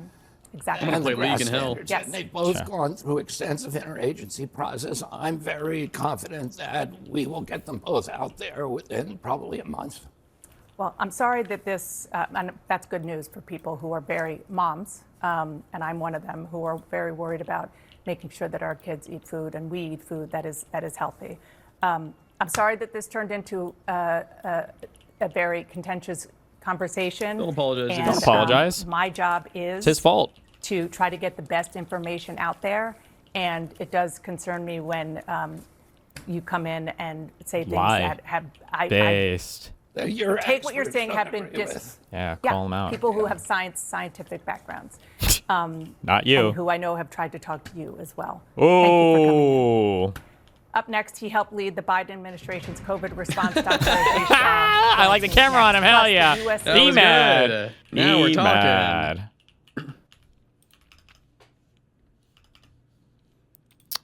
The Dems didn't want Mick Morrow, and now Stevens is going to lose. I think that it feels like Michigan is still very much like a toss-up. I think it favors El Sayed, but like people are losing their fucking mind every single fucking time a new poll comes out. People think like, poll equal 100% It's over. going to win if Yeah. number bigger. Yeah. That's not how it works. We saw this in the fucking yeah, Hillary I think the election. polling Called has it. been like it was a few weeks ago that I think had Stevens up. I think it was like up 6 in the general and El Sayed down 2 or whatever. Like things are just It's 2 days. You guys will be okay. Schumer's been Even if engaged he in wins, a it's not that big of a prolonged deal. effort to stop Abdul El-Sayed winning the Democratic nomination for U.S. Senate in Michigan. Schumer's first choice to succeed Peters was term-limited Governor Gretchen Whitmer. He always prefers candidates who have won statewide previously, but she shut him down completely. I wonder why Whitmer didn't want to run. For months, Schumer, Democratic Senatorial Campaign Committee Chair Senator Kristen Gillibrand of New York had made their unofficial backing of Stevens clear, inviting her to donor events and directing others support her way. Gillibrand even went so far as suggesting to several donors, ominously, that McMurrow had been a member of the Democratic Socialists of America, even though McMurrow isn't. I don't know how true that is, but Whitmer probably wants president. Really? Have you guys seen? Wait. Was this my second stream yesterday? Did you watch the Vosh stream that I watched last night? I wasn't awake, no. Bro. I heard that Vegan Gains came in. Oh yeah, for a little bit. Dude, Vosh is like on What's Vosh? another planet of fucking wild. Like racist shit. Dude, when the black Does he hate the stuff? Jews? No, it's about black people. Ooh, you think they hate Jews?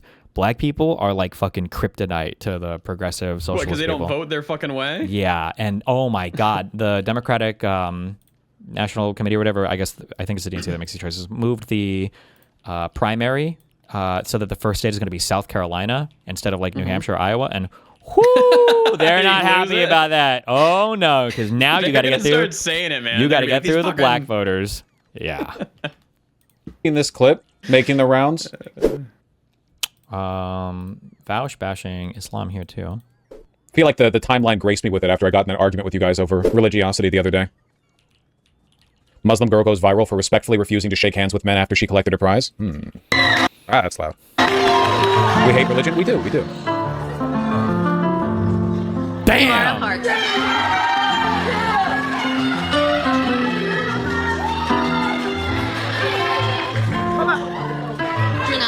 Weird. Oh my god. I remember the most awkward fucking moment that I had in I don't remember which city it was in, but we interviewed two parents who apparently their child was outside playing and got abducted by a gaggle of like Israeli kids, and then they drove him to like some fucking forest east of Tel Aviv, like southeast of Tel Aviv, and they set him on fire and killed him. It was Jesus. Yeah, it was pretty fucked. But he might have been Hamas. No, I'm just kidding. Just kidding. But one of the most awkward interactions I've ever had in my life was after we finished the interview and then we were outside and we were saying our goodbyes.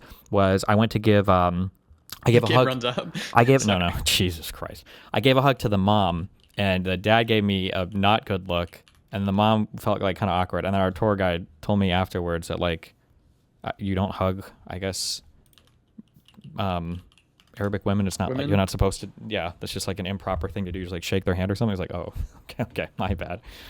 Jesus, awkward. Oh shit, yeah. It's not misandry, it's misogyny. She's not hating men, it's a sign of bowing down to men. Yeah, the idea like Muslim women can't touch men because their bodies are innately sexual and contact must be reserved only for your husband. It's not rude, lol. Well, it's like, it's not good. It's not really like a matter of rudeness necessarily. It's more like religious indoctrination. Like it's weird but going viral. Well, it did go viral. It did. I personally really dislike how many Muslim women try to wokeify Islam, where they're like, well, it's actually feminist to wear the veil.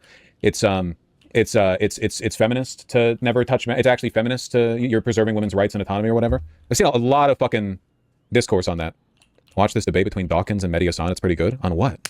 On religion? Is religion good or evil? This is like this is old as hell. What would we be? What about it? What do you want me to say? It's religion. It's yeah, bad. I agree. So it's okay to not like Islam? Yeah.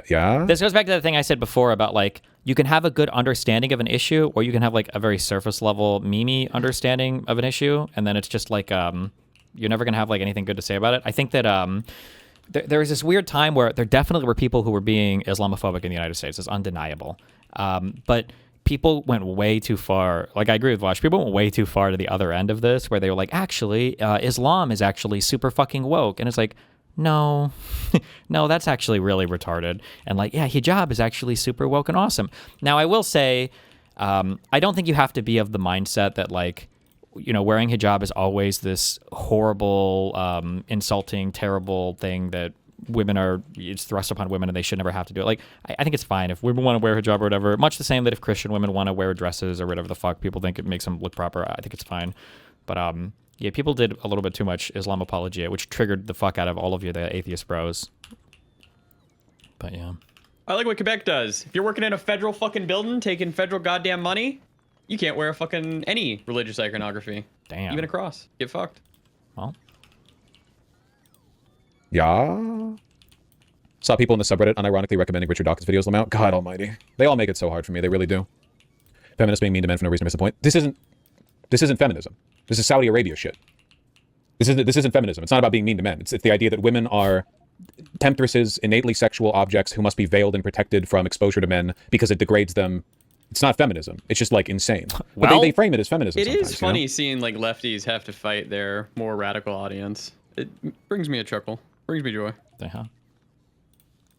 Like this. 38K likes for saying a Muslim woman is socially regressive because she chose not to touch a man. Weird how consent, personal boundaries, and bodily autonomy suddenly become controversial when they're rooted in Islam. Dog, it's Islam. It has nothing to do with consent, personal boundaries, or bodily autonomy at all. Not even remotely. It has nothing to do with the bodily autonomy. It's a religious... Like, fuck. There's so much on this shit. To say that, like, a woman must wear hijab, otherwise she's like a slut or a disgusting piece of shit is... I would argue, like, you're on some weird religious zealotry and you're on some weird... I would say like anti-woman stuff there. But on the flip side as well, like there are some women that just, they consider it a celebration of their faith. They consider it a celebration of their womanhood or whatever, much the same that somebody might wear a fucking bonnet or whatever dumb shit. I don't know what the fuck religious people wear. Bonnets, I don't know.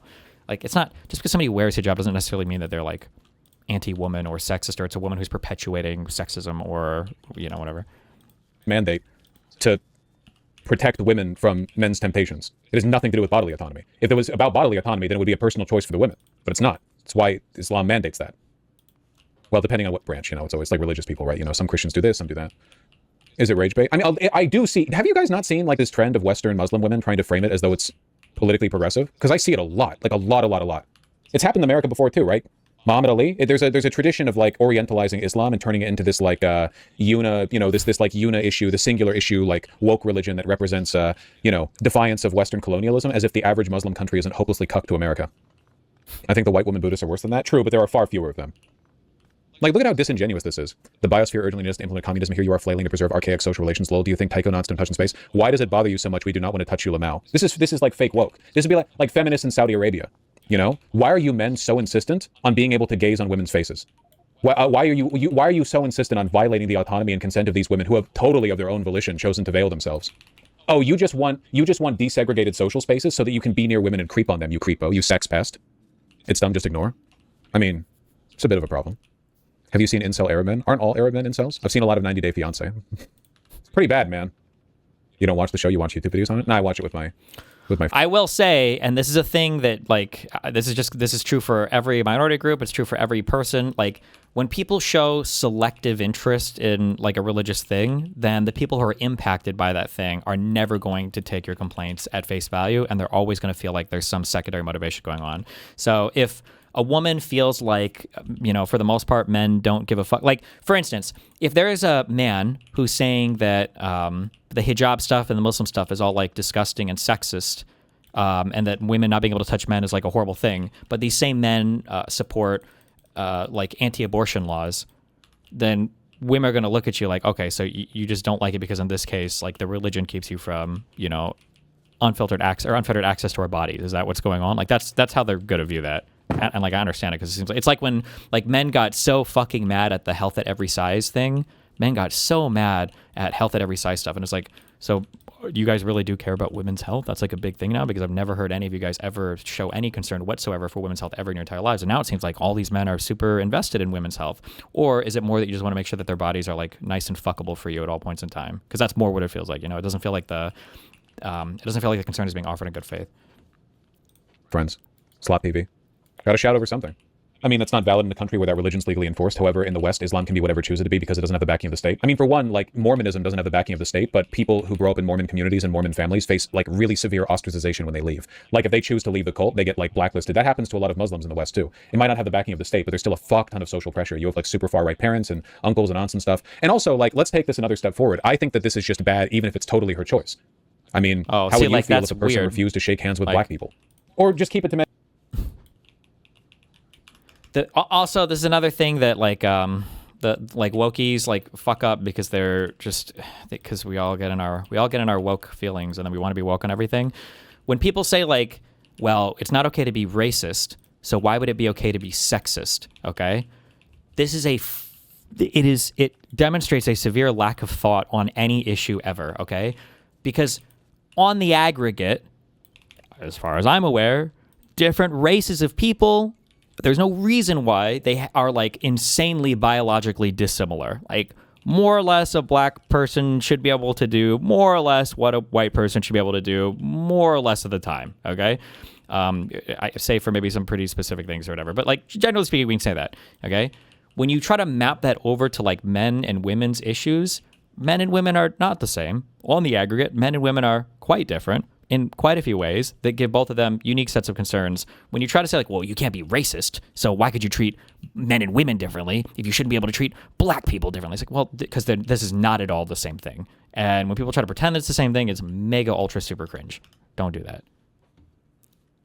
And women. How would you feel if a woman chose to belong to like a super duper like fucking crazy Christian Amish community and they were like, well, women belong to their husbands, so I don't have the right to touch other men. But she's like, no, I chose this. Would you respect that because it was not backed by the state? It's just reactionary political beliefs. I disagree with their choice. So yeah, it's just reactionary behavior. It has nothing to do with wokeness. What if it's her kink? Well, then she should stop pretending it has anything to do with feminism. Jesus. Is Darkwood the game Destiny played? Like, Darkwood is one of the best games of all time. And I think it's a Ukrainian game maker. I don't even want to say studio because I think it was like one guy who made the game. Or is it Polish? There are 2 billion. What do we do? Just hate them with no solution then? What the fuck are you talking about? It's just backwater religious shit. Doesn't matter. It's Islam, Christianity, Judaism, Hinduism. What do you mean? Just be anti-theist. Like an adult. Hate on them with no... Not hating on every individual Muslim. I think it's really rude. She keeps walking up to do it over and over. Yeah, that's a little bit out of pocket. That she keeps cycling back across the stage. Yeah, for sure, for sure.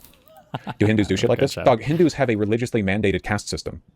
They literally, for like thousands of years, think that people are born to be like poop people. Hindus are psychotic when it comes to gender issues. Yeah. Me Googling how Indian men treat women. Pariah comes from that caste system, literally untouchables. You're... Vosh, my ex was Muslim. She would have literal breakdowns over dating me. Religion's a plague. Yeah. So many billions of people with like religious trauma over going to hell for doing nothing. Chat doesn't know many Asian revolutionaries literally look to Christianity as a liberatory force. Yeah. Because it's genuinely like less doctrinal and authoritarian than in many cases Hinduism or like, you know, it's fucked up. The caste system is not religiously mandated. No religious text explicitly mention the caste system as a rigid hierarchical system. I mean, it seems to be pretty well integrated into Hindu beliefs. I'm pretty sure that, at the very least, it's used to justify heavily. But yeah, you can justify anything with religious texts, obviously. It's kind of the whole point. It's all like fake. Japanese Buddhism / Shintoism seems fine, though. No? Buddhism was used to justify a lot. No, it's just mysticism, man. It's just religion is used to metaphysically justify pre-existing biases, you know? Before, you just thought, like, women are annoying, which, like, yeah, but now God's telling you that more women are more likely to go to hell for not listening to their husbands or whatever. Well, it's not good. No one has a problem with criticizing Christianity or Mormonism or whatever. Religion was a way to unite people in the old days. Religion was never a way to unite people in the old days. Religious texts have always been gatekept by whatever authority is present at the time to justify why poor people who can barely get enough food to eat should do the shit the leaders want to do. Like every religion ever has been, here's the king, and then here's the clergy, and the clergy, their job is to convince people that they go to hell unless they do X or Y. This like every religion. It always turns out the same way. Ancient religions, current one, it always comes back to like, here is a metaphysical explanation for why you should do the things that I want you to do anyway. No, Vosh, don't you see it's only Western religion that's evil? Yeah. Nuts. Don't wave it in other people's faces. You actually read the old laws of Moses. It's essentially a guide on how to run society. Yeah, you're creating like a metaphysical pretext for advice that you would want to impart on people anyway. You get me. Are you anti-metaphysical beliefs, period? Yes. So the only correct position is to be an atheist? Yes. What are your arguments that feminism good and Islam is bad by research? Western feminist women are a lot less happy than Muslim women. Well, Muslim women are like fighting the Iranian government and dying for the right to not have to wear their veils. So I don't know like by what metric you're measuring that, but I'm pretty sure Mormon women on average are happier than agnostic women in the United States. It's not really like a commentary on the correctness or incorrectness of their positions, right? Yeah, the Mormon women get sister wives. It's fucking poggers. Based.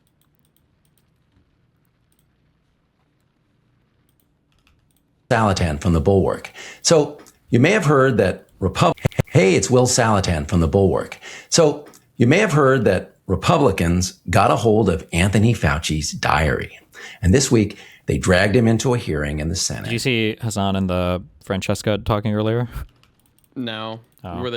Was it good or was she like a fucking puppet? I don't know what it is. It might be because she's new to media stuff or whatever. But in her like casual conversation with Hassan, I feel like she was way more chill.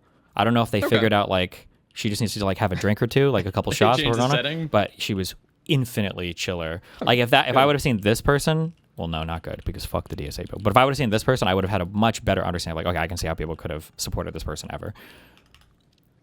And they went after him. They said he got everything wrong in COVID and he ruined everyone's life and he was a terrible person. So what I'm going to do is I'm going to set the record straight. I'm going to show you some of the lies they told. I'm going to show you how completely dishonest they are.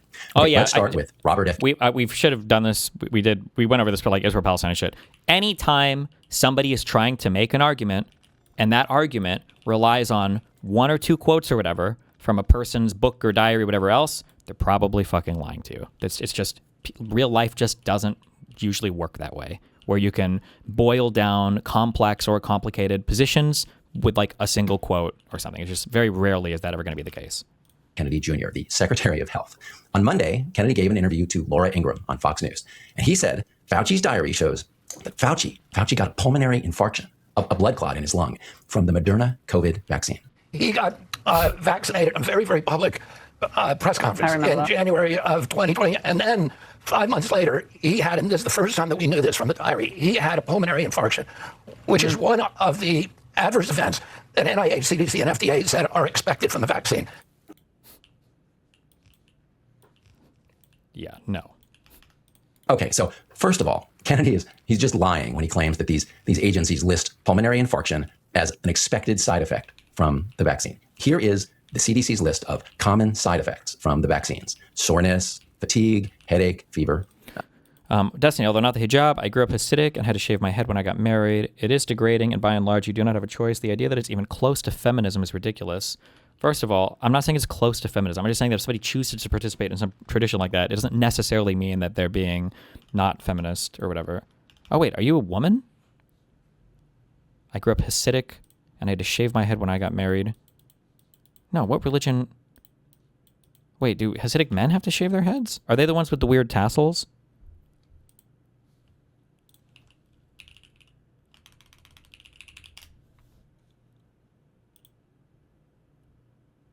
Are those real? Or are they like built into the hat? I think some of them are built into the hat. No. The women go bald? Women wear wig? Wait, is this true? Women wear wigs? Wait, Hasidic women are bald? I didn't know. How did I this not shit. know this? Wait, what? Hasidic women. Wait, what?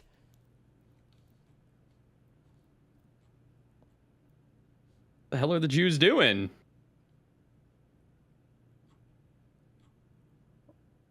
It's like they can't show their hair. Show on stream? Well, I just Googled Hasidic women and they all have hair. So maybe this is like for the big believers?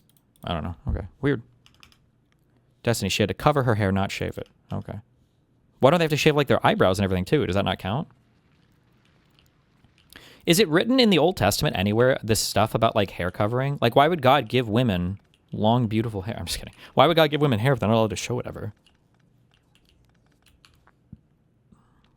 To test them. True. It's all one big test. I love when God killed Job's like entire family and was like, "You still love me?" Yeah, well, that's called dedication, okay? Same reason to give men foreskin. Oh yeah, wait, why do they do the foreskin thing too? Well, I feel like I can understand. No. Because I was going to say there are some traditions like the pork stuff maybe where it's like maybe there was like meat that was infectious or whatever, or it had like diseases, so you tell people not to eat it and everything. And I was thinking like, I know for foreskin stuff, if you're, it helps to not contract AIDS, I guess, as easily.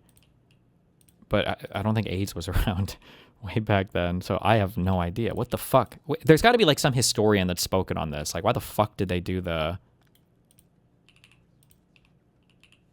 weird foreskin shit? Oh, maybe God knew in advance, and he made that AIDS disease to wipe out the unholy or whatever. It was a meme slash prank. He probably that went did too it so far. that we keep like the Jew and the Goyim separate. Yeah, but And you it's couldn't very just like easy to pierce tell. your ear or like cut off an earlobe or something? Like, I feel like way more people probably died from like early botched circumcisions than would just like getting a. We used to do that growing up. Where That's just business. Baby girls would get their ears pierced like right after being born. I don't think they do that anymore or as much anymore, but. Oh yeah, that's like I would assume that's still like a big thing where like they go and to Claire's and do their ear piercings as like a fucking baby or whatever. I don't know about you, but I got a little bit of fever from one of my vaccinations. That happens a lot. It's part of the reaction sometimes when your immune system responds to a vaccine. But here's the point. There's nothing about pulmonary infarction on this list. Kennedy told you there was, but there isn't. In fact, pulmonary infarction is not unexpected adverse event from the vaccines. Why did Kennedy say it was? Because that's what he does. He makes things up. Okay, second point. Kennedy said Fauci got the blood clot 5 months after he got vaccinated. You don't get a blood clot from a shot 5 months after you got the shot. There's tons of research that shows that vaccine side effects, when they happen within hours or days or at most weeks. And this is really important because... Oh, this is true. I remember this anti-vaxxer talking about a long time ago. Melina used to have... her ex would argue with her on Instagram. The first vaccine and COVID research I ever did was when she would give me her phone. She'd be like, I need you to tell this guy he's fucking retarded. And then I have to do all this reading on random shit that this guy would bring up. But I remember that talking point. And I think that of all the vaccine research that's ever been done, it's like, I think 3 months is the longest you would ever see a side effect. I think it was 3 months, 90 days maybe. But this idea that you could have like some adverse event, this like bad reaction happening as a result of a vaccine that's like waiting in your body for years to show up and then finally it strikes is like, I don't even know what the mechanism would be for that. One of the things that you're going to hear over and over from Kennedy and Laura Ingraham and other people who oppose the COVID shots. Really? You've never heard of is that anything- shingles? Bet you feel like quite the fool now. Nice. Wait, do you think that, or are you memeing me? Memeing you. Okay. What is how does the shingles work? It's like if you've been infected with if you chicken get pox before. Chicken pox, you can have the shingles later on in life. Yeah. Wait, are you sure, or is it if you don't get infected? If you get oh no, yeah, it's if you get infected early, then you could get you can develop or have shingles later or something. I don't remember how that happens. Hold on, now you make me look it up. But I think it's considered preferable to have chicken pox when you're younger, because Well, yeah, because chicken pox can kill you later on. Apparently. Damn. Die. Did you ever watch Avatar: The Last Airbender? No. You know, if you're looking for a new show after Andor, I would recommend that. Okay. It's a kid's show. I've heard good things about it. But it's real good. Oh, also, this isn't a vaccine too, yeah, but okay. No, Shingles is caused by a virus that does remain dormant. Ooh, this might be one of some viruses can do, I don't know if RNA viruses can do this, or if they have to be a DNA virus or something, but I think some viruses can, is it reverse transcription, can write themselves into your DNA. Like, I think there's sections of the human genome that are theorized to have just been like old viruses that are just like, that's like a lot, some of our genetic code is just like, it expresses that, it represents that, yeah.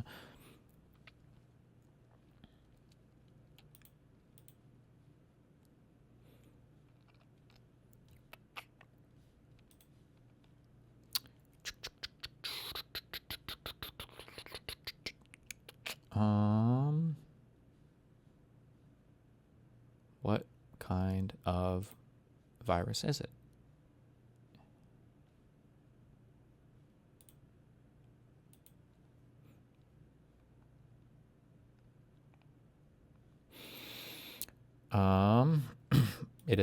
It has DNA. It is a single linear double-stranded molecule. Okay.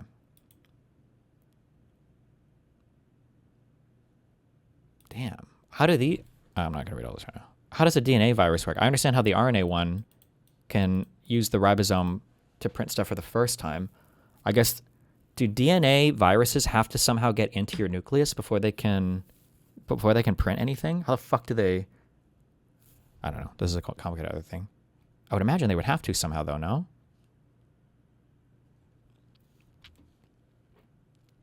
Breaking news, I'm on my last bag. Oh, shit. You've been smoking a ton. Good job. Mm-hmm.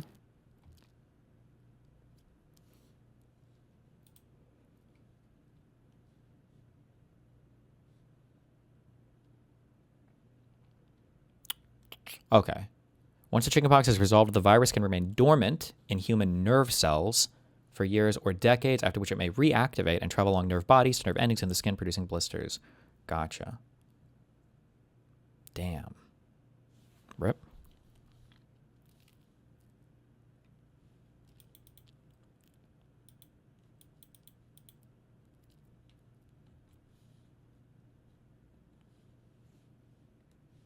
Bad that happens to anybody, anytime after the shot, was caused by the shot.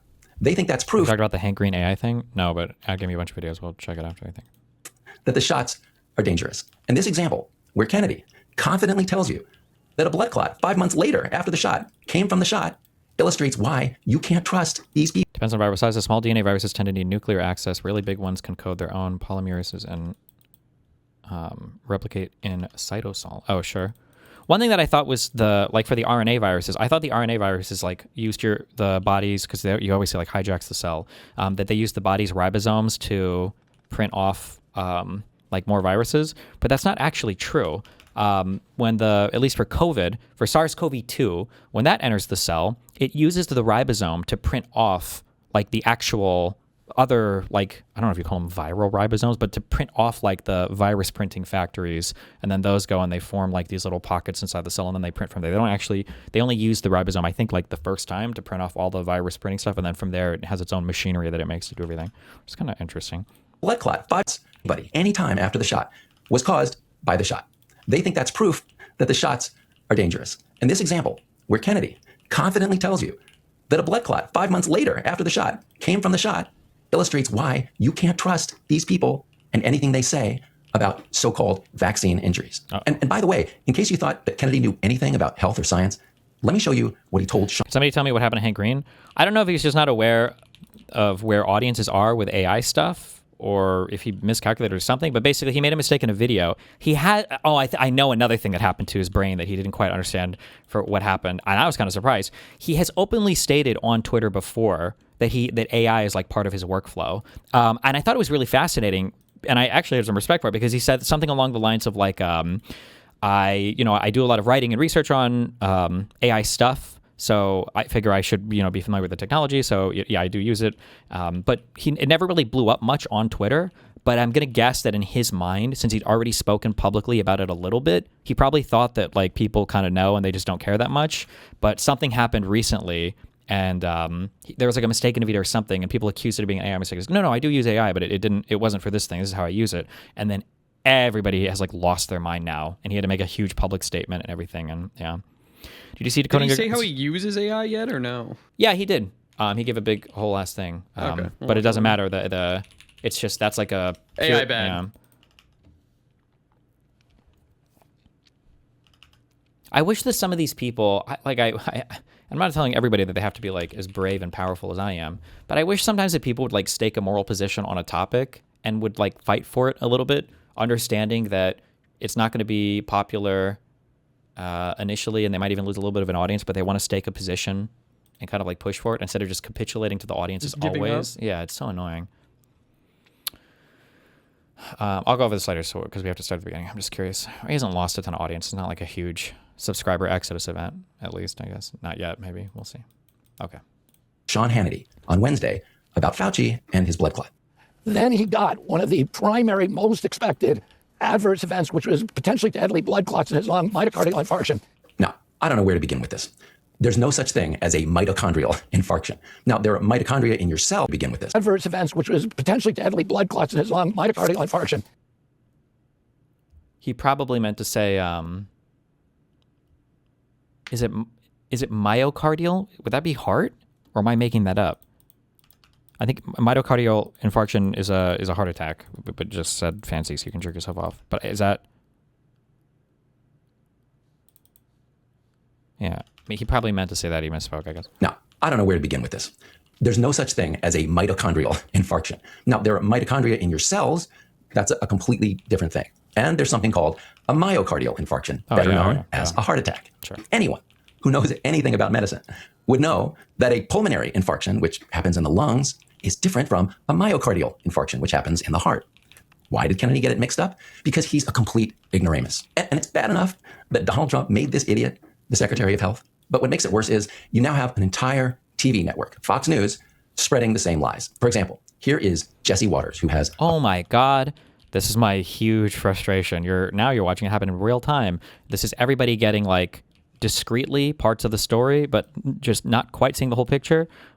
Correct, yeah. Notice how we see the top level guy has a lie that he wants to plant, and now he goes to all of the friendly conservative media outlets to plant the lie where it can blossom, and then it's going to make its way down to the alternative media where they're going to regurgitate it, and then it'll get down to all of our For You feeds where we'll see it and we'll all believe that it's a true thing, right? He's seeing this happen with a particular thing, but every single story that conservatives do all have the exact same planting mechanisms, and he's seeing this happen with this thing here. Primetime show on Fox talking about Fauci. He actually had a vaccine injury at one point.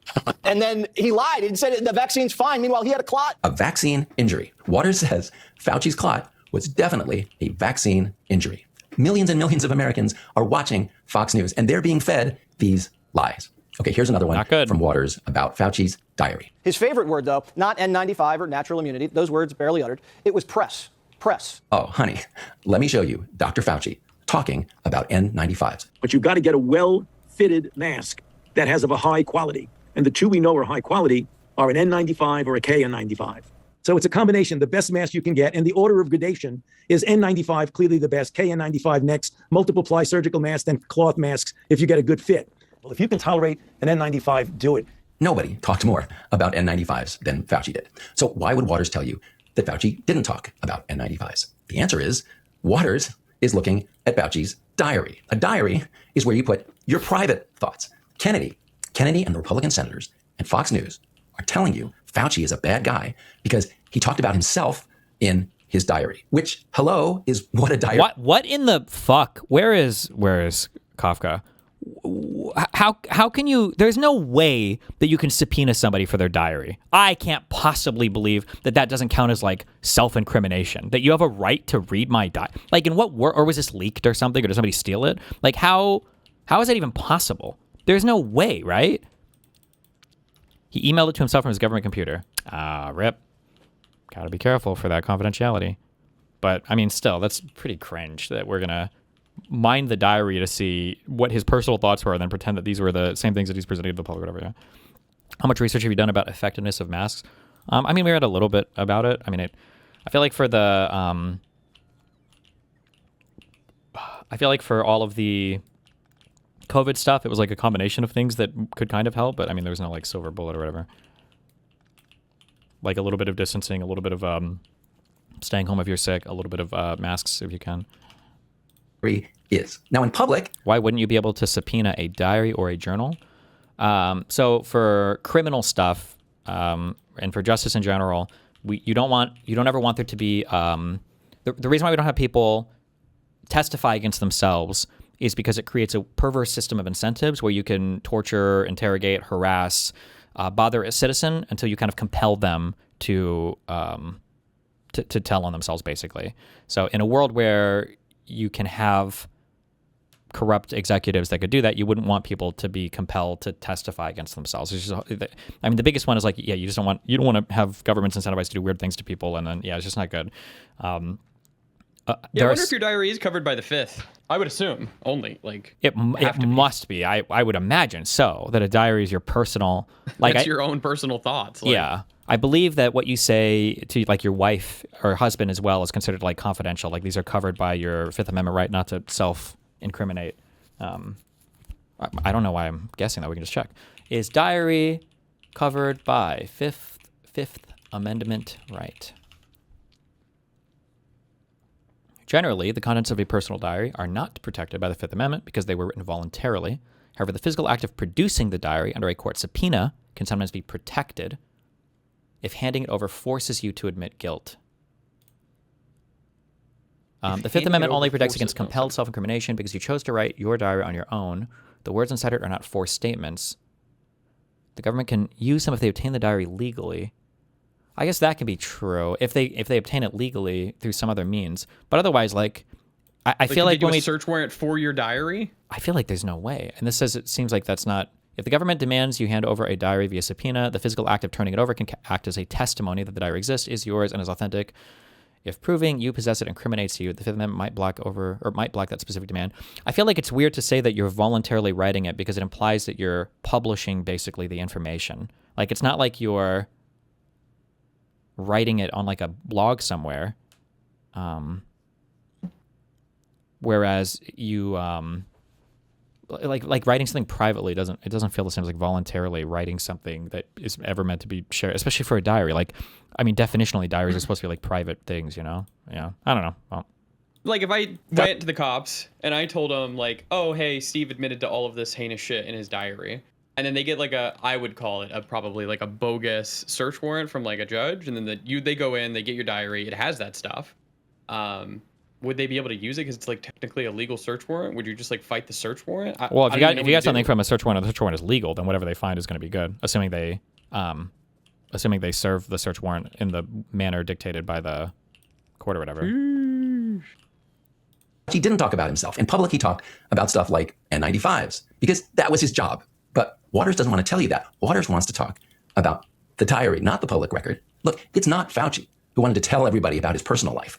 It's these scumbags who dug up the diary and like if you had a conversation with somebody in the past and you told them something incredibly personal, they couldn't call on you to testify, or they couldn't compel you. You could if you wanted to, but they can't make you testify to a conversation that you had in the past. So I don't know why they would be able to compel you for a diary. That seems strange to me. I wonder if there's like Supreme Court law on this or something. I don't know. Plastered it all over TV. The dishonesty on Fox is just incredible. Let me show you another example. Here is Ingram on Monday. America's doctor was a liar, a megalomaniac, a phony. Wouldn't it be obstruction? No, they can't call you to testify on yourself. Another example. Here is Ingram. Well, in a criminal case account. On Monday. America's doctor was a liar, a megalomaniac, a phony, and a total narcissist all rolled into one. Take what he said about the virus's lethality. The stated mortality overall of this, when you look at all the data, including China, is about 3%. 3%? That's really bad. But in his private diary only 5 weeks earlier, he admitted that the virus was not that lethal. 3%. She says, Fauci said 3%. Surely things can't change in 5 weeks. Well, and also it just depends on, so much depends contextually on what we're talking about, right? If somebody's talking about Ebola and then they ask me about COVID, I'm like, well, COVID's not as lethal as COVID. It's far less lethal, actually. But it's also highly infectious, so it can, hit a lot more people. So I don't know. Have you seen the Egon Chalakian video Nextpo posted? Not yet. Part of his statement, she cut off. The stated mortality overall of this, when you look at all the data, including China, is about 3%. It first started off as 2 and now 3. I think if you count all the cases of minimally symptomatic or asymptomatic infection, that probably brings the mortality rate down to somewhere around 1%. Well, how about that? He was quoting the 3%, so he could explain why that number was way too high. But Ingram wanted to pretend that Fauci exaggerated the mortality rate, so she clipped out just the part she wanted. Another example of why you can't trust anything these people say. Not good. And while we're on the subject of taking things out of context, check out what these guys said about schools. They claim that Fauci is the guy who kept kids out of school long after it was clear that children were the people at lowest risk from COVID. Now, first of all, that is one of the biggest falsehoods of the whole pandemic. Fauci constantly said that kids should go back to school. Here he is in June of 2020. This is before school districts made their decisions about whether to bring kids back in the fall. Those are the kind of things that we need to consider, but also importantly, always make the goal that it is very important to get the children back to school for the unintended negative consequences that occur when we keep them out of school. I could show you dozens of other times Fauci made that point. But Fox doesn't want you to know about it. They want to talk about an... By the way, also, and listen, if it was a deep state operative controlling him, then fuck it. Good job on you for finding the deep state operative for controlling him. Wait, Mooten, do you know why they haven't arrested Fauci? Why he's not in jail or anything right now? Any idea? He got a pardon? Yep, that's right. That's why he pled the fifth at the congressional bullshit-ass fucking hearings they're trying to put him through. Fucking A. Good job. Good job on Biden for pre-pardoning him. Because they knew they were going to go after these people for the most ridiculous fucking shit on the planet. So good job. A+ there. Hell yeah. Is it possible that a rogue Republican state could still come after him? I don't even know what standing or how they could do it, but I mean, anything's possible. Saying, yeah. Anything's possible. I mean, they could say like, you harmed people in our state, we're coming after you for murder. I mean, it's bullshit, but if you truly set your mind to it and you're a Republican, you can do anything you want. So theoretically, they could try. Yeah. Entry in Fauci's diary where he wrote about closing the schools. In his diary, he was bragging about shutting down the country. I spoke with Bill de Blasio, mayor of New York City, and convinced him, based on what I was saying publicly and my conversation tonight, to close the NYC schools. Did you notice something missing there? Did you see a date on it? Tonight, to close the NYC schools. Did you notice something missing there? Did you see a date on that quote? No? And did you hear Waters mention the date? No? Well, maybe that's because Fauci wrote that on March 15th, 2020. That's not when schools were deciding whether to open for the fall or for the next 2 years. It was at the very beginning of the pandemic, when everybody, including Trump, agreed that we should shut everything down for 15 days to see if we could stop the spread. But then within a couple of months, as I showed you, Fauci was telling Congress we should do everything we can to get the kids back to school. Now, probably it's just an accident that Waters forgot to show you or tell you the date on that quote. If Fauci is pardoned for all this, why can he still claim the fifth? Nobody really knows, actually. That's like a legal theory that hasn't been tested, really, and I don't even know how we would begin to test it. But there's a theory that, let's say I know that a guy was helping Trump do some illegal shit, and I want to bring him in on like a criminal thing and force him to answer questions about it. Well, obviously, you can plead the fifth on almost everything, but what if I strategically pardon him, or I get the executive to pardon him before I bring him in for questioning? Now, theoretically, shouldn't it be impossible for him to claim the fifth? How could you possibly incriminate yourself in any crime if you've already been pre-pardoned for any crimes you might have committed? But that's like a theory. The but pardon is specific, though, right? Like he could be like, oh, well, you I think pardoned Biden me for is the shit first related one. to. I think Biden is the first one who has done broad pardons that are. So if Fauci raped and murdered someone, he's good to go. I don't know how broad it was, but I think it was like I don't know. Somebody go find it, but it's like in his capacity to whatever. Well, sure, but even if it was just for a portion of time, he could say, "I'm claiming the fifth because me answering this could expose me to, when I murdered a child 20 years ago." Right, like that. So I mean, theoretically, it could. Even though I don't think it gets bullied or it don't gets pushed on too much. Technically, you're not supposed to just claim the fifth for everything. I don't know how if anybody's been held in contempt for doing it illegitimately, but you can abuse the I plead the fifth. I plead the fifth. Really? Has that ever happened? I don't know. I don't know if anybody's pushed the issue or if anybody's held in contempt for it, but people How are would you saying even this know? has been tested. Yeah. I've never heard this before. Somebody cited a Supreme Court case from 1896, so I don't know if this is like something that would hold up today or what. The other thing I was going to say on the diary shit, I think the reason that you're thinking it's more private than it is like you wouldn't imagine if you sent an email to yourself, obviously the government could go and get a subpoena and get that information, right? Or if you sent a Discord message to yourself, they could get that. So it's really not any different than that, right? Like that's a communication that you sent to yourself, not for public consumption. They don't give a shit. There's no distinction. I think that you're just putting some weight on the idea of, oh, it's a diary. It's for me only. But we do a lot of stuff that's for us only, like our password manager or other shit. Sure, but it feels a little bit different. Like if I want to send a DM to myself for myself only, I'm firing off that information through the internet to Discord servers for it to be routed back to another thing that's hosting the message for me indefinitely in an online manner, even if it can only be accessed by me. I feel like it's different than like I'm writing something on a piece of paper that I'm putting in my drawer that no other eyes should ever come across. Well, I mean, they could, right? Anyone else who opened up the drawer could see it the same, right? Yeah, but I mean, much the same. Somebody could like try to eavesdrop on a conversation and hear you say something that you would never testify to publicly. I mean, I don't know. True. I mean, Fox wouldn't try to do that again, would they? Fauci was bragging in his diary about his role getting lockdowns implemented. Here's what he wrote, quote, I spoke with Bill de Blasio, that was the mayor of New York at the time, as you may know, and convinced him, based on what I was saying publicly and my conversation tonight to close the NYC schools. Oh, so now they're willing to tell you the year, 2020. You could see it right there at the top of the screen. But they still won't show you the date, because that would show that Fauci's advice to close the schools was temporary at the very beginning of the pandemic. Instead, they keep telling you that Fauci tried to keep the schools closed for years. Schools were shuttered for years based off Fauci's recommendations. They're just liars. Damn it, And they've got Fauci. plenty of friends in the GOP. Here is Ron DeSantis, the governor of Florida. He's talking about Fauci on Fox News on Wednesday. He would come down to Florida and do TV hits on local news, attacking me for mandating that schools be open. He came down to Florida. I've heard DeSantis say this a bunch of times. One time somebody tried to clarify that DeSantis was talking about Fauci literally traveling to Florida. And DeSantis played along and implied that, yes, Fauci went to Florida to attack him, to attack DeSantis. That never happened. Fauci didn't set foot in Florida till June of 2021, a year after DeSantis opened the schools. I mean, it's a small thing, but it shows you how they just make stuff is up. it a small thing? And then they make up stuff that's a lot more serious. His diary does suggest, though, that he didn't want the vaccine approved before the election because it would help Trump. And he may have played a role in... Really? That's a really big claim, but okay. Do you think Fauci could sue Fox for defamation? I mean, maybe, but he's a public figure, and this is like defamatory stuff is going to be, again, at its height when we're talking about like political speech and everything. So I imagine it's probably very, very, very, very, very difficult to win on these cases. And also, I don't know how much it would matter because like it takes so long for these cases to go through. Fauci is like fucking 93 years old anyway. That would just be a whole ass, like the court process and everything is not. It's not It is one of the things that passes per se defamation, is something that's said that discredits your career. Yeah, sure, yeah.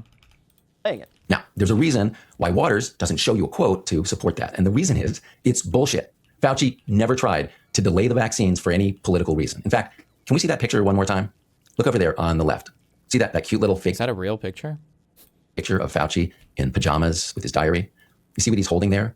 It's a syringe. The vaccine is trying to tell you simultaneously that Fauci tried to delay the vaccine and that he constantly pushed vaccines on the public. In fact, Waters says Fauci wanted to stab people.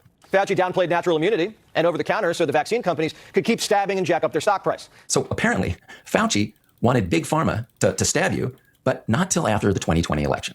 And the other thing Waters said in that clip about Fauci downplaying over-the-counter drugs, that is a big Republican talking point. Okay, here is Senator Ron Johnson talking about what he says Fauci did about that.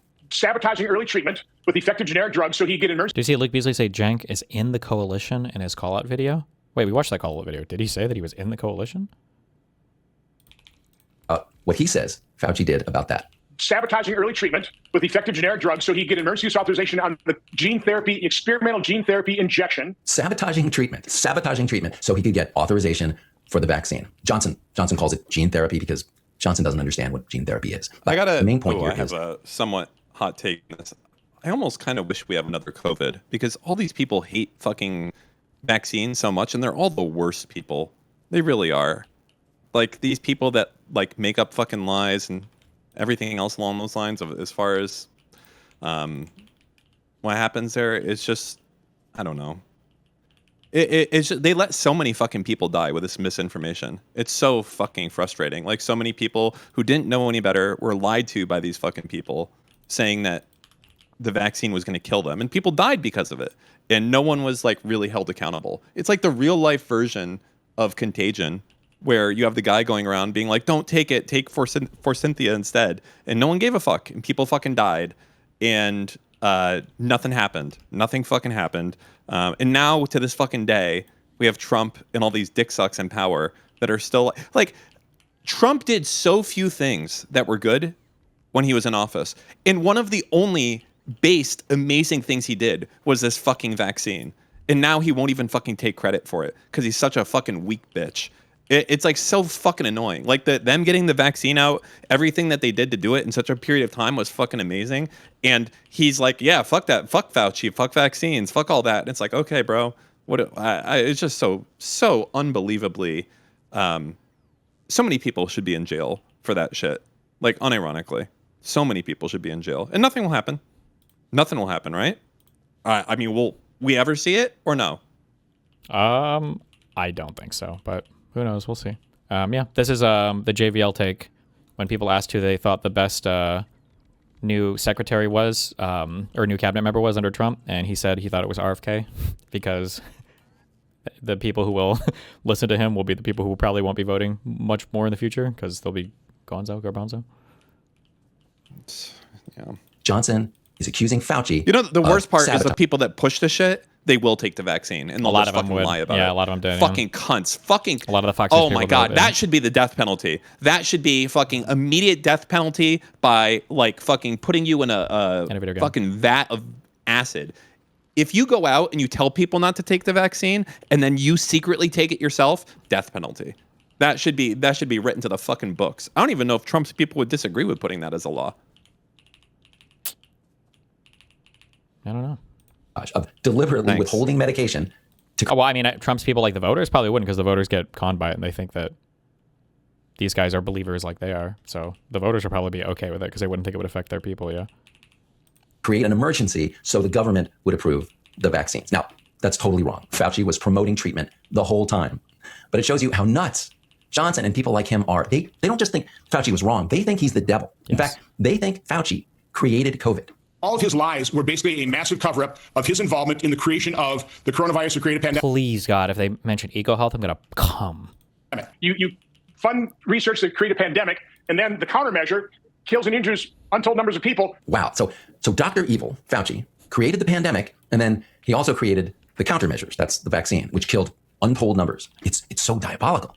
And if you think Johnson is alone in this nutty idea, think again. Here is Roger Marshall, another Republican senator. Anthony Fauci funded this virus, and it was leaked from the Wuhan laboratory in China. Roger Marshall is a doctor.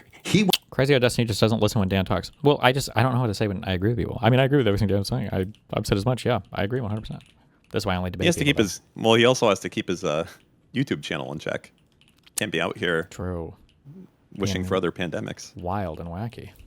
Went to medical school, but apparently they didn't teach him genetics, because the number one problem with this conspiracy theory that Fauci created COVID is that the virus on which Fauci funded research in China is so genetically different from the COVID virus that no amount of sorcery could have turned one into the other. There have been multiple fact checks on this, like this one.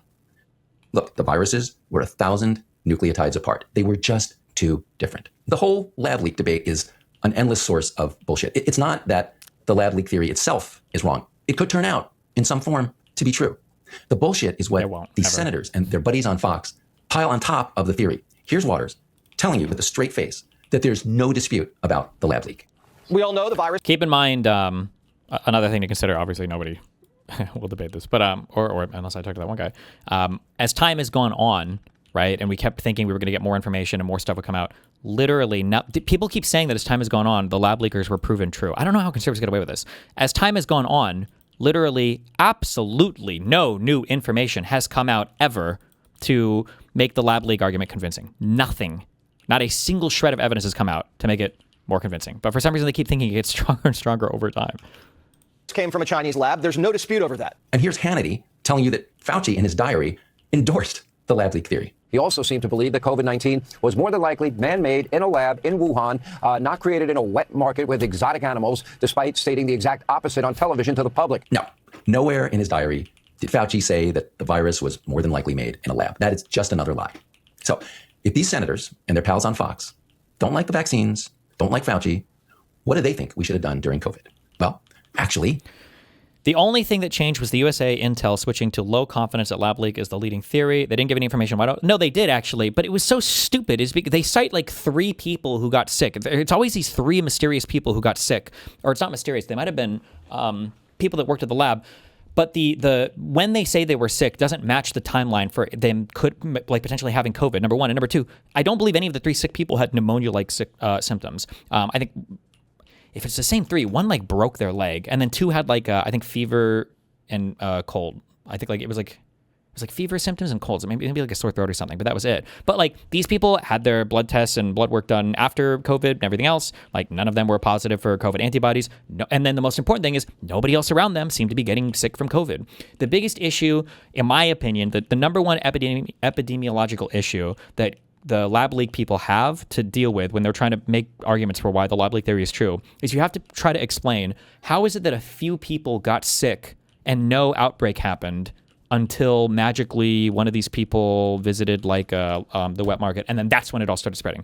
6 of the 7, I think, of the first batch of people that came and sick, all of them were from the wet market directly, and all of the spread of the virus is seen from the wet market. It's never from Wuhan's lab. Nobody at the Wuhan lab tested positive. Nobody had all their blood serum levels were kept after they were sick. Nobody tested positive anywhere. There's been no evidence ever. The best you can do is isn't this kind of weird? That's the best you've got on any of it. So they have a solution. Why does MAGA care where the virus comes from? What's the point? Because they can use it to attack the deep state and Fauci and claim that the government is trying to kill you or Democrats are evil and they try to kill you or whatever bullshit. What do they think we should have done? But have you considered that China lies? Well, so that's the most frustrating part of all. And I've said this multiple times, that China does lie.